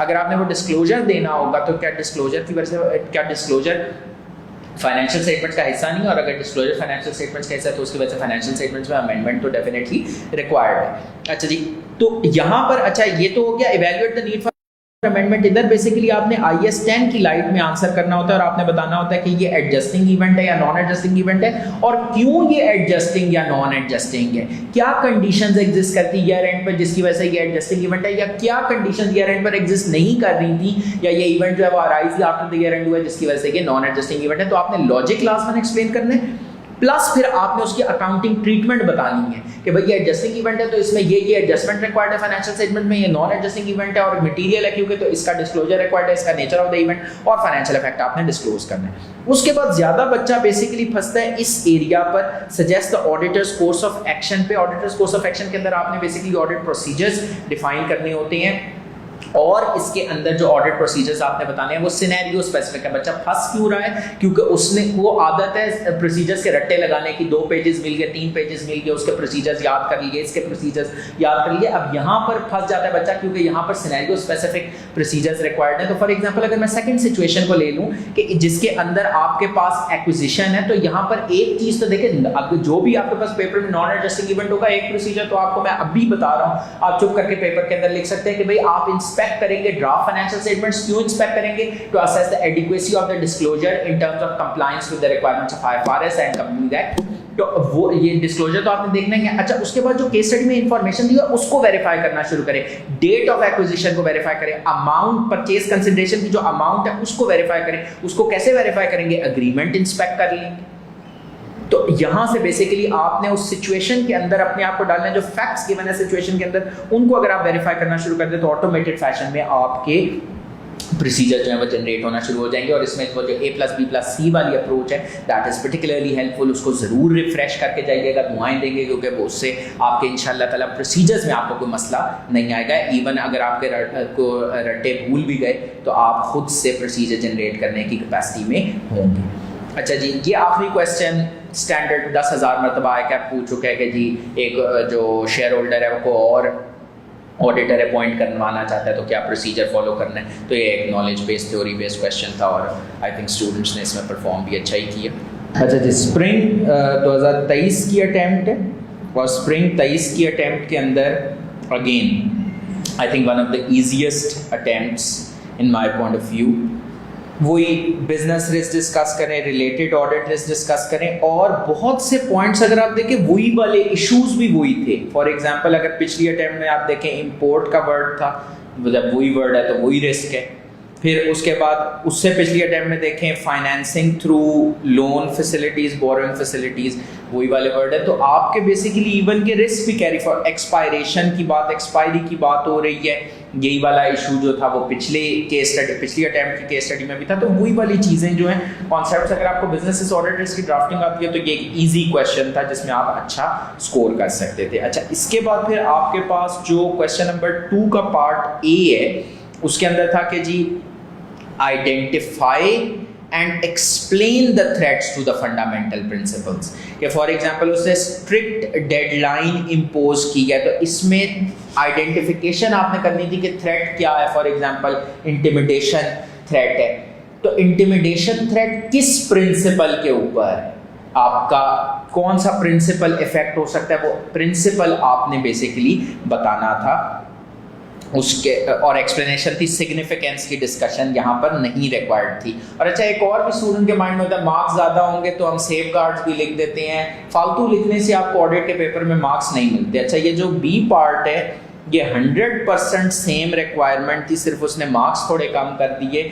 जो आपके पास स्प्रिंग 22 में क्वेश्चन नंबर 4 था, बिल्कुल वही रिक्वायरमेंट थी कोड ऑफ एथिक्स की in the context of accepting the engagement. तो वही वाले पॉइंट्स बेसिकली थे, सिर्फ यहाँ पर एक कॉन्टेक्स्ट क्या उसने बिल्ड कर दिया, इंश्योरेंस इंडस्ट्री का कॉन्टेक्स्ट बिल्ड कर दिया और कहा कि ऑडिट पार्टनर के अलावा सिर्फ एक सुपरवाइजर है जिसका इंश्योरेंस क्लाइंट्स का एक्सपीरियंस है, तो वहाँ से आपको वो जो एंगेजमेंट टीम की कॉम्पिटेंस है वो वाली चीज़ें आ जानी चाहिए थी। क्वेश्चन नंबर 3 एक प्योरली थ्योरी बेस्ड क्वेश्चन था और जिस तरह से कौन से एरियाज उसने टच किए इसमें आइजा 530 सैम्पलिंग का एरिया टेस्ट कर लिया कि जी स्ट्रेटिफिकेशन के बेनिफिट्स क्या हैं और प्रोजेक्शन कैसे होती है जहाँ पर स्ट्रेटिफिकेशन यूज हो। आइजा 530 के ऊपर जो है वो आपके पास थ्योरी बेस्ड क्वेश्चन ही टेस्ट होने हैं। ICAP ने इसको P1 T1 टॉपिक डेजिग्नेट कर दिया, तो इसके ऊपर मैक्सिमम अगर आपके पास क्वेश्चन सैम्पलिंग के ऊपर आ गया तो वो 8 मार्क्स का आएगा, जिसके प्रोबेबिलिटी बहुत कम है।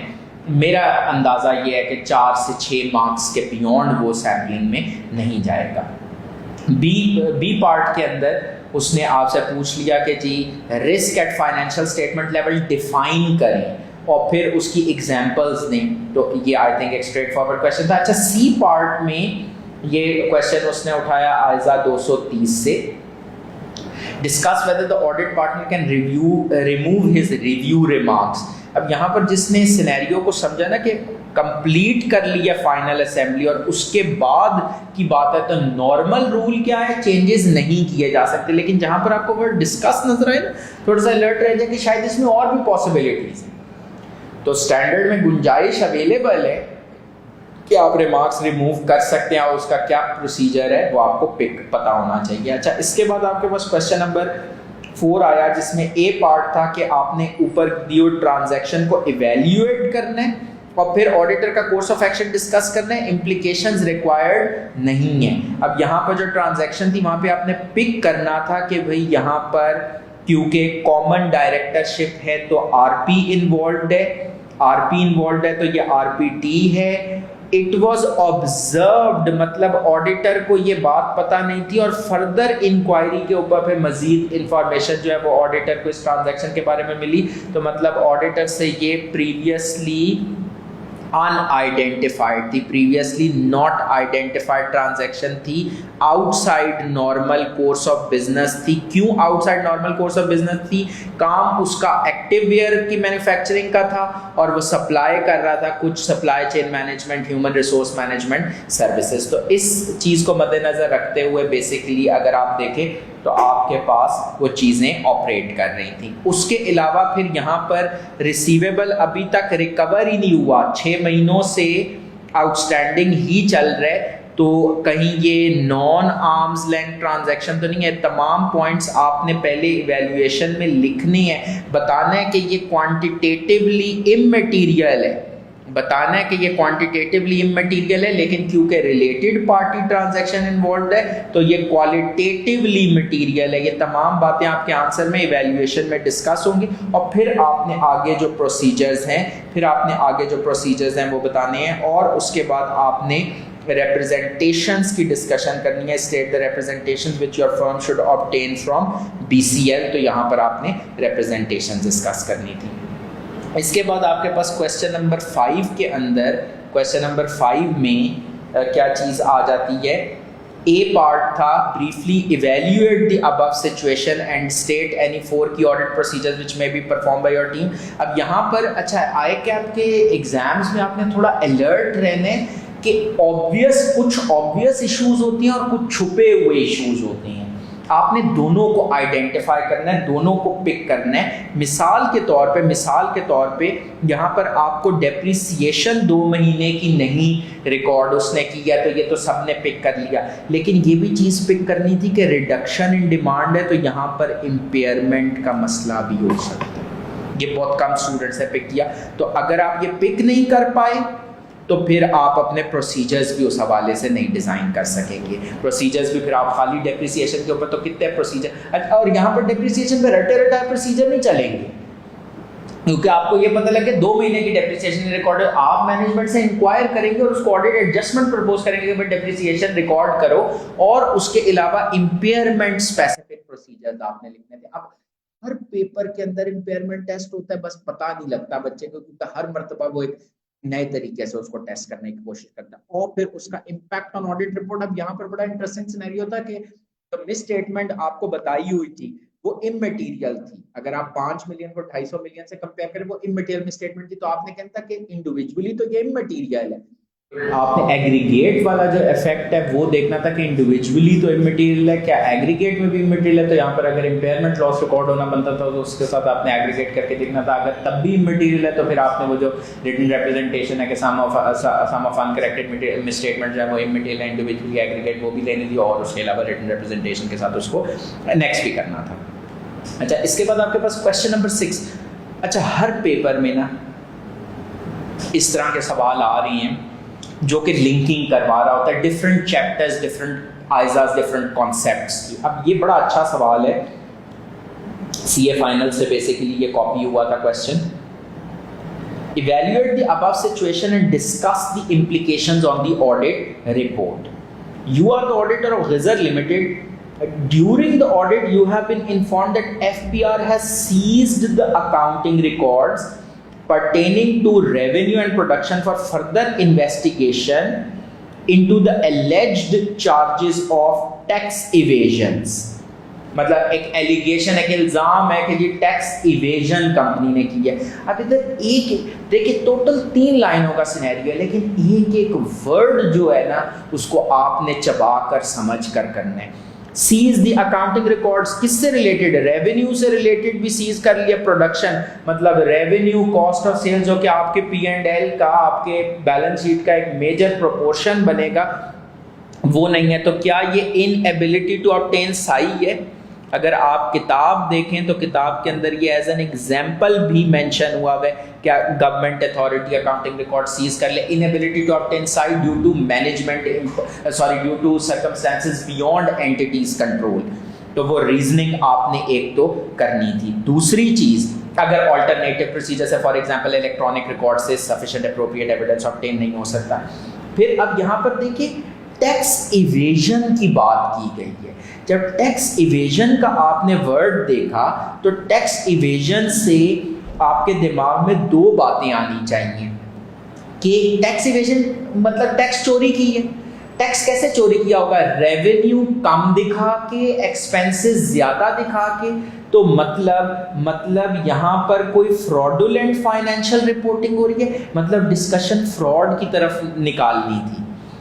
एक बात, अब जैसे ही डिस्कशन फ्रॉड की तरफ गई तो आपको ओवरऑल अपनी रिस्क असेसमेंट को भी रिवाइज करना है, आपको अपना जो रिप्रेजेंटेशंस है, रिटन रिप्रेजेंटेशंस, वर्बल रिप्रेजेंटेशंस, उनकी रिलायबिलिटी भी आपके लिए क्वेश्चनेबल हो गई। ये एक आपकी डिस्कशन की साइड हो गई।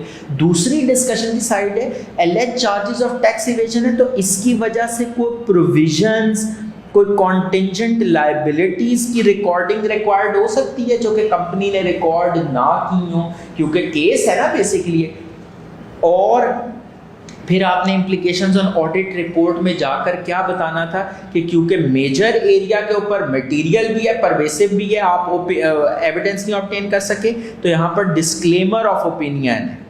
यहाँ पर डिस्क्लेमर ऑफ ओपिनियन, और एक मर्तबा अगर आप पहचान जाएं कि डिस्क्लेमर ऑफ ओपिनियन है तो वहां पर फिर आपने basis for disclaimer of opinion की बात करनी थी। और जो ऑडिट रिपोर्ट में बेताशा चेंजेस होती हैं, जैसे कि अदर इंफॉर्मेशन सेक्शन नहीं आता, जैसे कि we have audited the financial statements का एक्सप्रेशन रिप्लेस हो जाता है, ऑडिटर्स रिस्पॉन्सिबिलिटीज के सेक्शन में चेंजेस आते हैं, तो वो तमाम आपने बेसिकली इधर मेंशन कर देने थे। और इधर मैं आपको एक बड़ी इंटरेस्टिंग बात बताऊं कि प्रिंसिपली तो आपने डिस्क्लेमर ऑफ ओपिनियन दिया, तो आप basis for disclaimer of opinion में एक तो ये बताएंगे कि आपने क्यों डिस्क्लेमर ऑफ ओपिनियन दिया।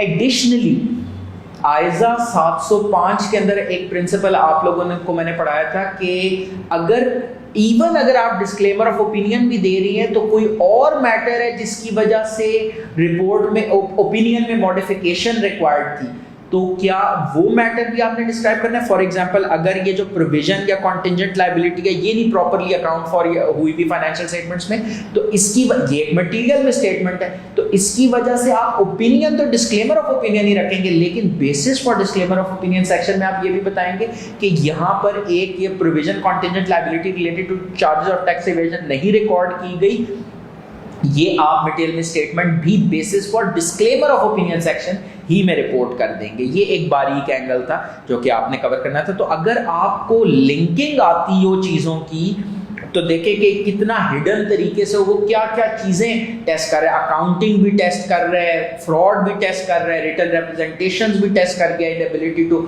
ऑब्टेन साई भी टेस्ट कर गया, डिस्क्लेमर ऑफ ओपिनियन के भी कॉन्सेप्ट टेस्ट कर गया। तो वो मल्टीपल कॉन्सेप्ट्स एक ही क्वेश्चन के थ्रू टेस्ट कर गया।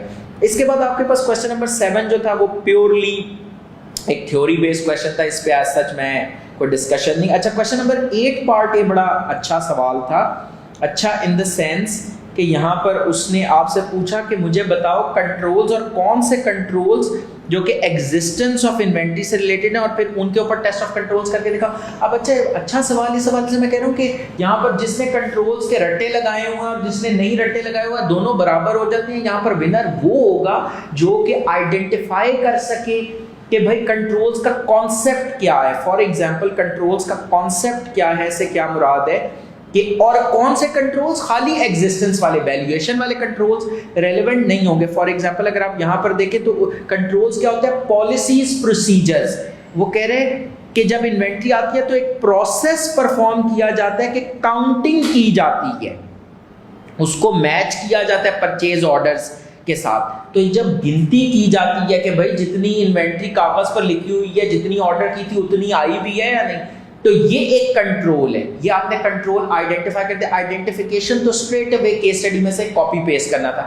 Test of control, control test करने के 4 ही तरीके हैं, इंस्पेक्ट कर ले, ऑब्जर्व कर ले, इंक्वायर कर ले, रीपरफॉर्म कर ले। यहाँ पर आपके पास बड़ा इजी था, ऑडिट करने गए हुए हैं, ऑब्जर्व कर लें कि क्या जब इन वेयर हाउस में जाएं और ऑब्जर्व करें कि जिस टाइम पर इन्वेंट्री रिसीव होती है क्या इस तरह का कोई प्रोसेस परफॉर्म हो रहा है, क्या कोई काउंटिंग की एक्टिविटी हो रही है। अगर हो रही है तो इसका मतलब है कंट्रोल अच्छे से काम करे। तो observe, visit the warehouse and observe whether inventory is counted and at the time of receipt and match with the purchase order, तो automatically आपको पता लग जाएगा कि कंट्रोल effectively ऑपरेट कर रहे हैं नहीं। और बी पार्ट स्ट्रेट फॉरवर्ड था, इसमें आपके जो रटे रटाए प्रोसीजर्स हैं इन एरियाज के ऊपर वो 5-6 चीज़ें उसने मेंशन कर दिया, आपको प्रोसीजर्स लिख देते। रट्टा नहीं भी लगा सकते हैं, लॉजिकली अगर A+B+C की अप्रोच समझ लेंगे तो ज़िंदगी में बड़ी आसानी हो जाएगी इंशाल्लाह। अच्छा जी, ऑटम 23 की अटेम्प्ट में अब हम देख लेते हैं। ऑटम 23 की अटेम्प्ट में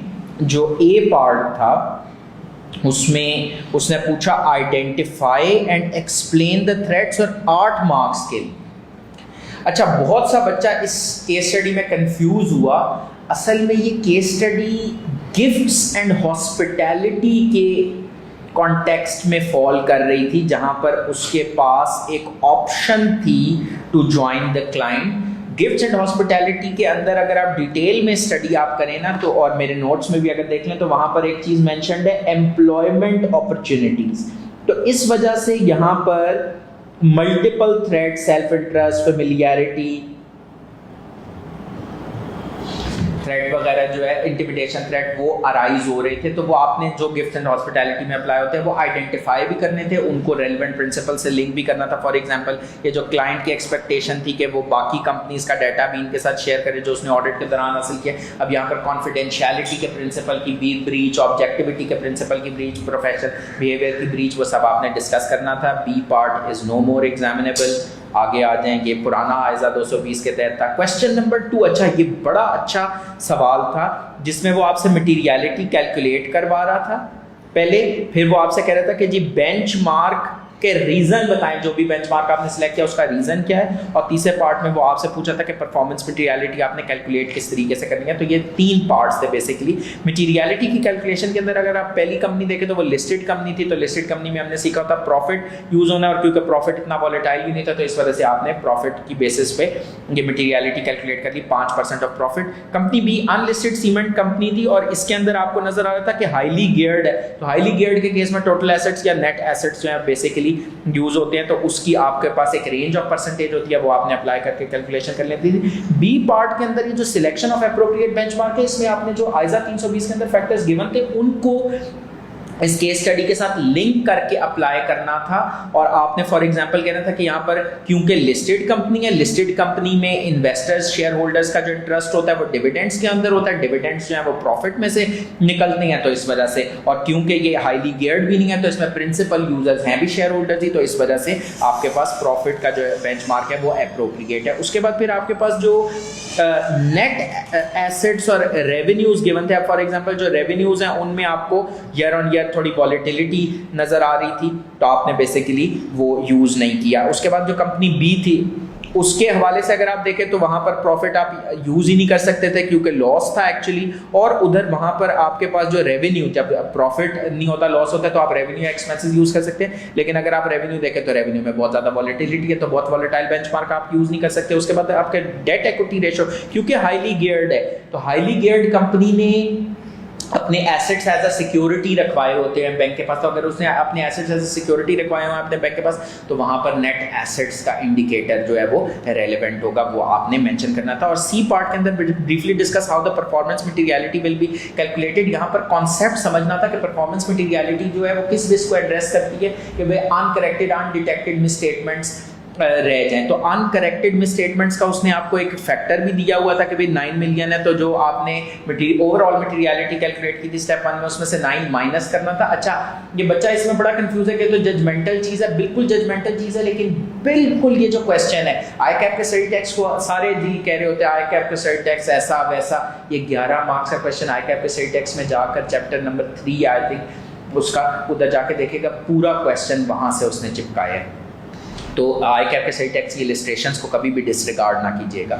इसके बाद आपके पास क्वेश्चन नंबर 3 आ रहा है। क्वेश्चन नंबर 3 एक स्टैंडर्ड क्वेश्चन था डेटर्स रिस्पॉन्सेज के ऊपर, इसमें इतना को मसला आमतौर पर नहीं होना चाहिए, पास पेपर्स में बेताशा मरतबा रिपीट हो चुका है। बी पार्ट एक डिफरेंट तरीके से टेस्ट हो रहा था क्योंकि वहाँ पर उसने आपसे बेसिकली क्या पूछ लिया, उसने पूछ लिया कि जो वर्किंग ऑडिट जूनियर ने प्रिपेयर की है उसमें क्या मसले हैं, वर्किंग जो प्रिपेयर की ऑडिट जूनियर ने उसमें क्या मसले हैं। तो उसने बेसिकली जो स्टोर्स नए ओपन हुए थे और जो क्लोज हुए थे उनका इफेक्ट बेसिकली डिसरिगार्ड किया हुआ था कि उसके अंदर डेफिशिएंसी थी। एनालिसिस में आपने सिर्फ उस वर्किंग को एक्सप्लेन करना था कि उसने किया क्या है, और फिर आपने सब्सटेंटिव प्रोसीजर्स बताने थे। रेंट एक्सपेंस को वेरीफाई करने के हवाले से बैंक स्टेटमेंट से देख लेंगे, कॉन्ट्रैक्ट से देख लेंगे, तो वो आपके की प्रोसीजर्स थे, उसकी कैलकुलेशन कर लेंगे कि फॉर द पीरियड एक्सपेंस ठीक है नहीं। क्वेश्चन नंबर 4 एक यूनिक किस्म का क्वेश्चन था, ऐसे कंट्रोल वीकनेसेस कम उसने टेस्ट की, लेकिन यहाँ पर उसने बेसिकली मल्टीपल कॉन्सेप्ट्स टेस्ट कर लिए।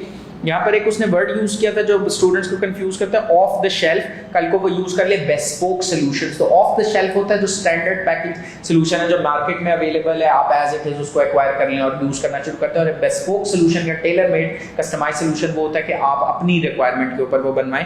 अब यहाँ पर बेसिकली डिफरेंट चीजें थी, स्प्रेडशीट्स के ऊपर डिफरेंट सिस्टम से डाटा आ रहा था तो एरर्स के चांसेस हैं, रिव्यू कम था, सेग्रीगेशन ऑफ ड्यूटी मिसिंग थी, तो मल्टीपल चीजें थी। प्लस यहाँ पर आपने अलर्ट रहना है कि जो कंट्रोल्स हैं सिर्फ आपने जो कंट्रोल सिस्टम वाले हैं उनको नहीं माइंड में रखना, बल्कि वो जो आपने एप्लीकेशन कंट्रोल्स और ITGCs पढ़े हैं उधर भी जहां पर specially IT based systems involve हो तो उनको भी आपने माइंड में रखना है। इसके बाद क्वेश्चन नंबर 5 के अंदर बड़े अरसे बाद उसने बेसिकली आइजा 560 और रिपोर्टिंग इम्प्लीकेशंस को कंबाइन करके टेस्ट किया। आइजा 560 और रिपोर्टिंग इम्प्लीकेशंस को कंबाइन करके इस तरह से टेस्ट किया कि आफ्टर फाइनेंशियल स्टेटमेंट्स इशुएंस से कोर्ट का या टैक्स अथॉरिटीज का जो है वो एक लिटिगेशन जो है वो डिसाइड हुई है, और उसमें था कि कुछ पार्ट उन्होंने एज अ प्रोविजन रिकॉर्ड कर लिया, कुछ part as a contingent liability disclose कर लिया। तो अब आपने इसमें दोनों पॉसिबिलिटीज डिस्कस करनी थी कि इसका इफेक्ट क्या होगा, कि अगर ट्रीटमेंट ठीक है, अगर ट्रीटमेंट गलत है, लिस्टेड कंपनी आपको बताई गई थी, कैम के ऊपर उसका इफेक्ट बताना था। प्लस यहाँ पर क्योंकि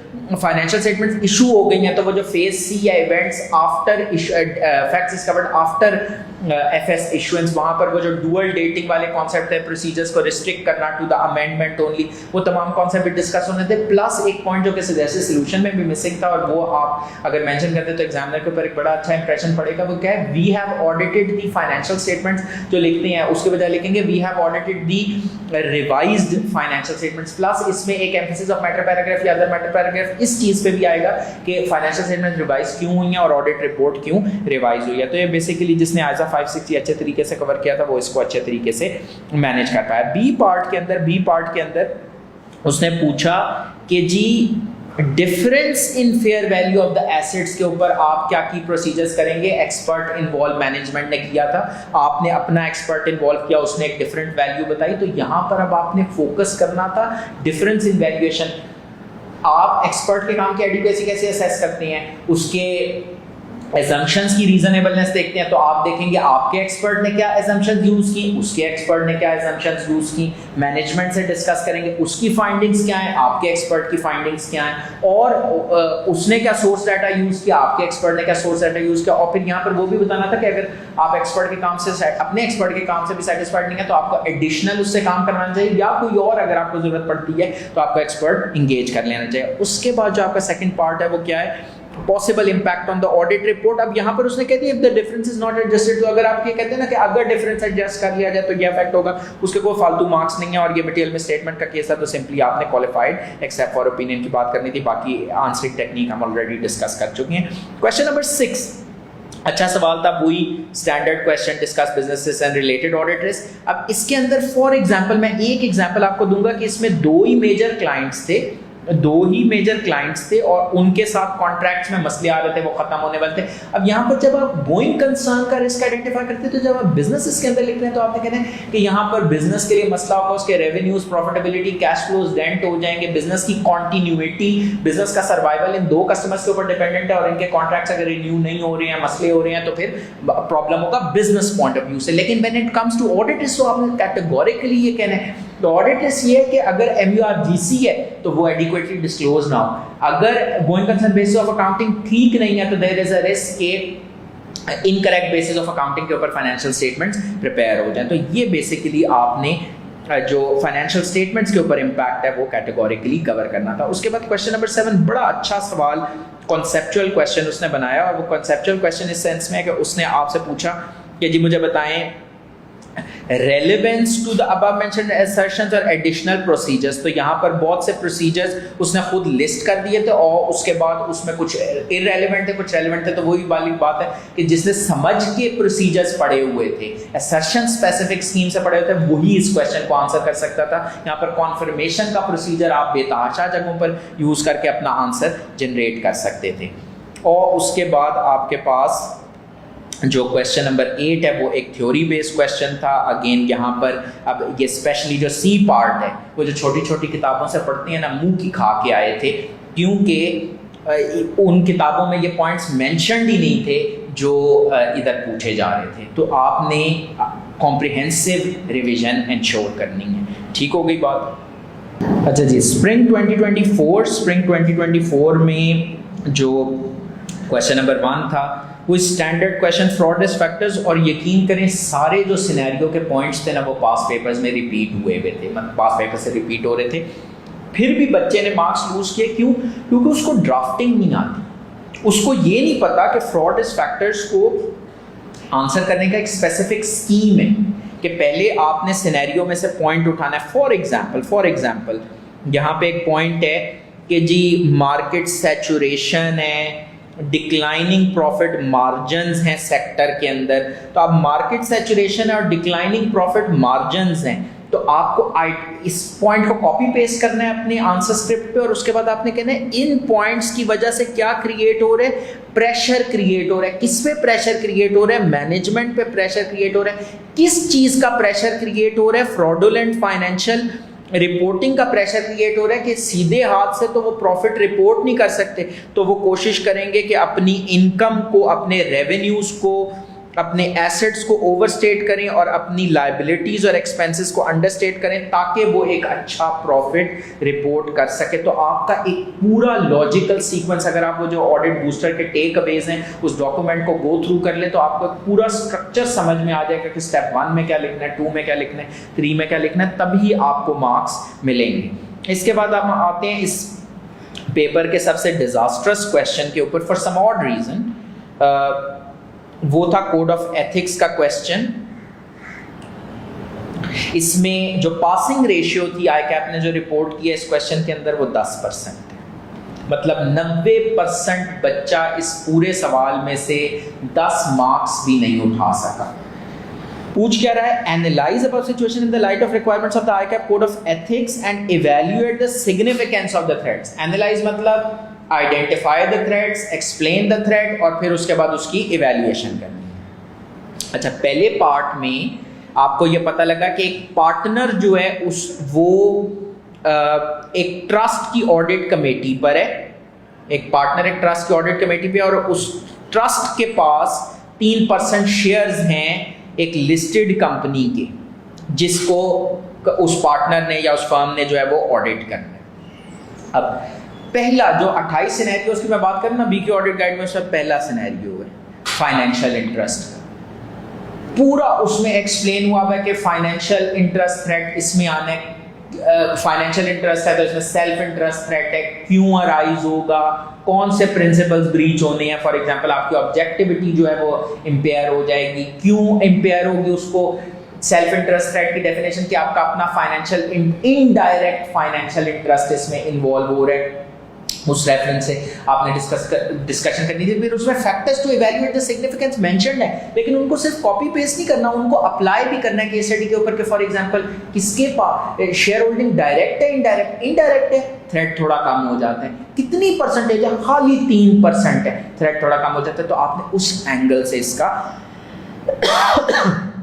एनालिसिस करना था। बी पार्ट अगेन बड़ा अच्छा उसने सिनेरियो बनाया, उसने कहा ऑडिट टीम मेंबर नहीं, फर्म में जो एचआर मैनेजर है उसकी बीवी की एक कंपनी है और उधर फर्म ऑडिट करने अगर जाए तो अब यहाँ पर फैमिली पर्सनल रिलेशनशिप्स थे, यहाँ पर आपका वो जो self interest, familiarity, intimidation threat वो सब आने थे, आपने वो मेंशन करने थे, प्रिंसिपल्स बताने थे, और फिर आपने बताना था कि क्यों थ्रेट सिग्निफिकेंट है, क्योंकि फॉर एग्जांपल एचआर के साथ तो पूरी टीम का वास्ता पड़ता ही रहता होगा ना, तो उनके ताल्लुकात भी होंगे, उनका अपना इंटरेस्ट भी है कि आज हमने इसकी बीवी की कंपनी में जाके मसले निकाले तो कल को ये हमारी जो रेम्यूनरेशन है, हमारे जो पैकेजेस हैं उनमें मसले करेगा। तो तमाम चीज़ें आपने बेसिकली कंसिडर करनी थी और उसकी सिग्निफिकेंस को असेस करना था। तमाम फैक्टर्स उधर मेंशन थे, आपको सिर्फ वो फैक्टर्स आइडेंटिफाई करने थे, उसको केस स्टडी से लिंक करना था, तो आपका आंसर एक अच्छा जनरेट हो जाता।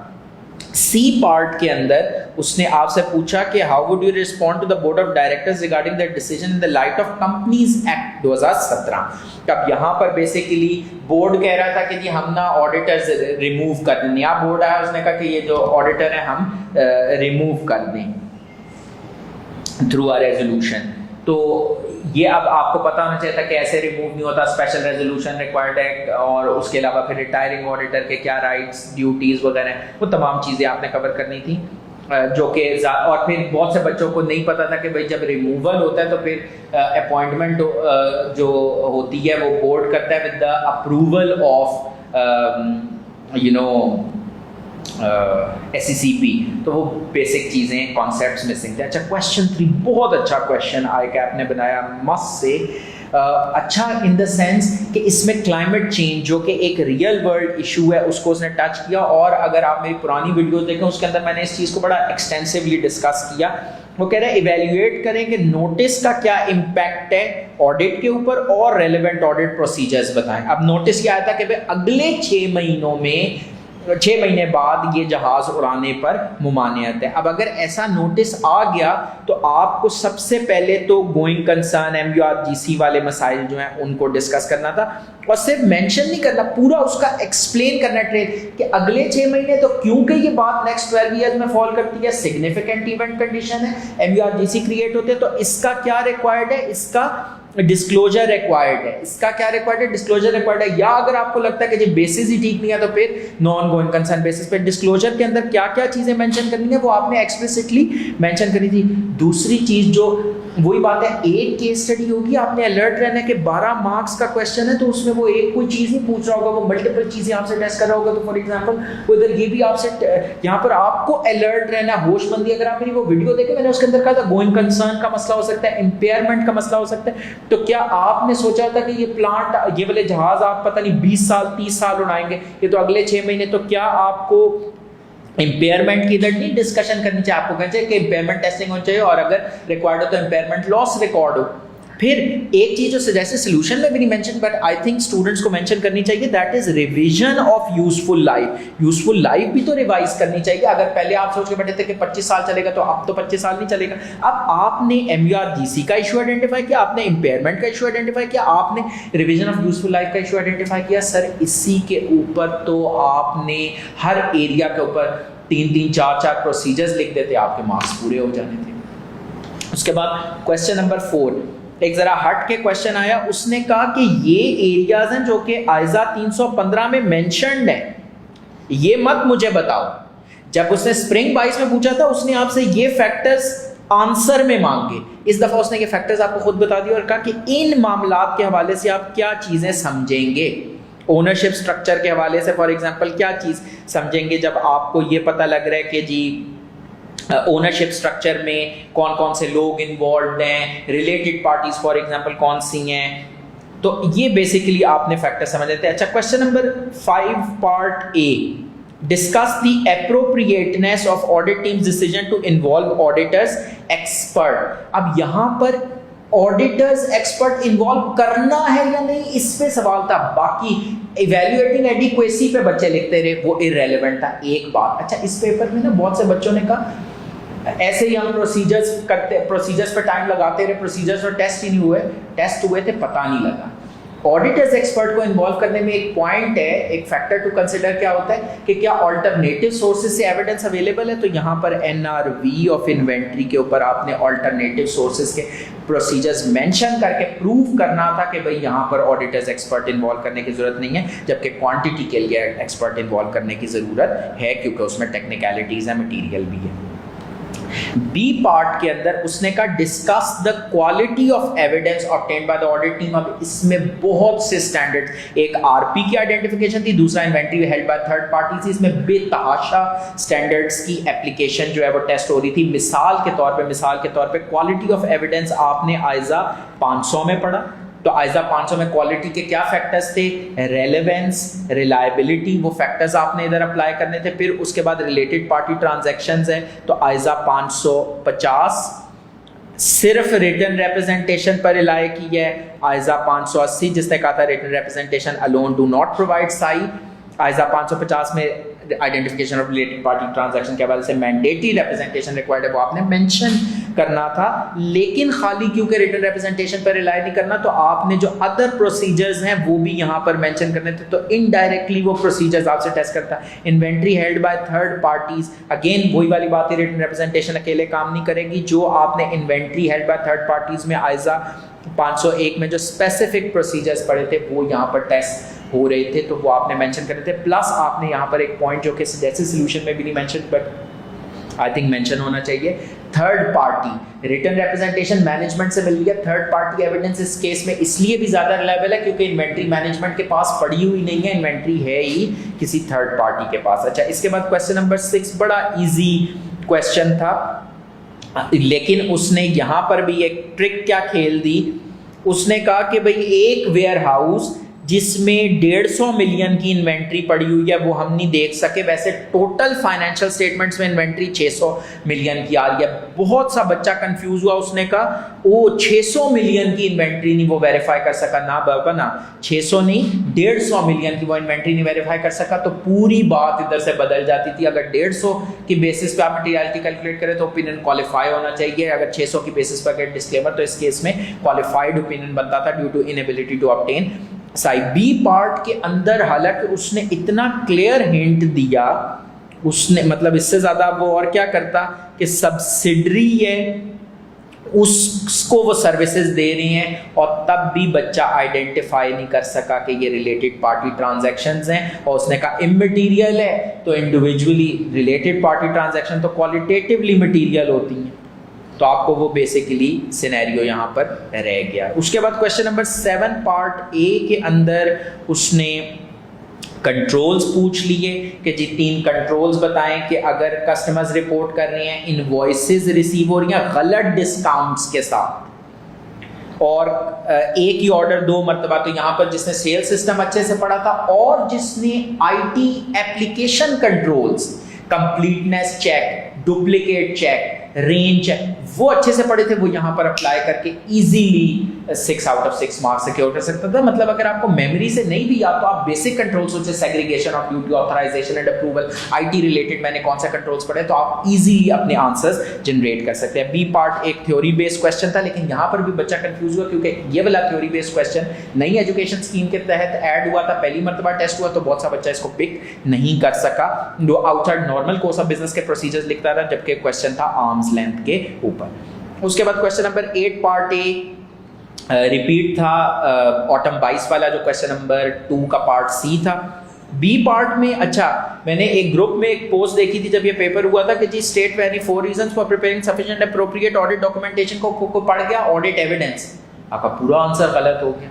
अब ये यहाँ पर जिसने याद किए होंगे, जिसके माइंड में कॉन्सेप्ट होगा ऑडिट डॉक्यूमेंटेशन का, वही अच्छे से आंसर कर सकता है। अगेन सैम्पलिंग के ऊपर वो जो कहा जा रहा है कि 20 मार्क्स का क्वेश्चन आ जाना है, 20 मार्क्स का क्वेश्चन तो P2 T2 टॉपिक के ऊपर हो सकता है, तो बिल्कुल टेंशन लेने की जरूरत नहीं है कि सैम्पलिंग, आई अंडरस्टैंड स्टूडेंट्स को चैलेंजिंग लगता है, और वो चैलेंजिंग लगता है for the right reasons, because आपका भी वो प्रैक्टिकल एक्सपीरियंस नहीं है। तो आमतौर पर स्टूडेंट्स को गुमराह, I don't know why, but किया जा रहा होता है कि जी हम अगर एज टीचर्स बड़ी अपनी नॉलेज को फ्लॉन्ट करेंगे और ये बताएंगे कि जी हमें बहुत आता है, तो शायद उससे स्टूडेंट का कोई भला हो जाएगा। तो मैं आपको बिल्कुल रिलैक्स रहें, सैम्पलिंग के ऊपर 4-6 मार्क्स से ऊपर पेपर नहीं आ रहा।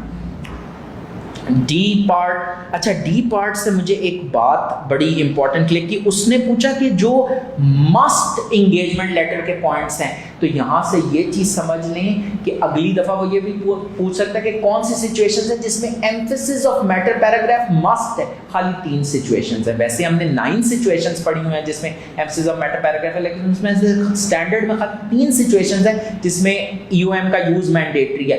या वो आपसे रिटन रिप्रेजेंटेशन पूछ रहा है कि किन सिचुएशन में रिटन रिप्रेजेंटेशन मैंडेटरी है, तो वो स्पेसिफिक सिचुएशंस आपको याद होनी चाहिए, क्योंकि वो यहाँ तक आप पहुँच रहे हैं कि क्या स्टूडेंट को पता है। फॉर एग्जाम्पल अगर आप आइजाज देखें तो अगर गोइंग कंसर्न असम्पशन वैलिड नहीं है और फाइनेंशियल स्टेटमेंट्स जो हैं वो लिक्विडेशन बेसिस पे प्रिपेयर हो रही हैं और सारे डिस्क्लोजर्स भी मैनेजमेंट ने दे दिए हैं, तो हमने यहाँ पे पढ़ा कि अनमॉडिफाइड ओपिनियन होगा और एम्फेसिस ऑफ मैटर पैराग्राफ होगा। इस सिचुएशन में एम्फेसिस ऑफ मैटर पैराग्राफ का यूज ऑप्शनल है, आप आंसर में लिखेंगे, लेकिन जब इस तरह का क्वेश्चन आ जाए कि जहाँ पर वो कह रहे हैं कि नहीं जी जहाँ पर मैंडेटरी है सिर्फ मुझे वो बताए, तो फिर आपने जाने कि आपने सिर्फ और सिर्फ जो मैंडेटरी है वो बताने हैं। Thank you very much for watching this video. मेरे ख्याल में मैंने टारगेट तो किया था 1 घंटे का, लेकिन ये उससे एज यू नो मैं ज़रा डिटेल ओरिएंटेड तरीके से कवर करना चाह रहा था, तो वो थोड़ी लंबी हो गई, but I am sure this is going to benefit. Feedback ज़रूर इसका शेयर कीजिएगा, that always helps to improve and to continue to provide high quality service to students. Take good care, best of luck for your exams, अल्लाह हाफिज़।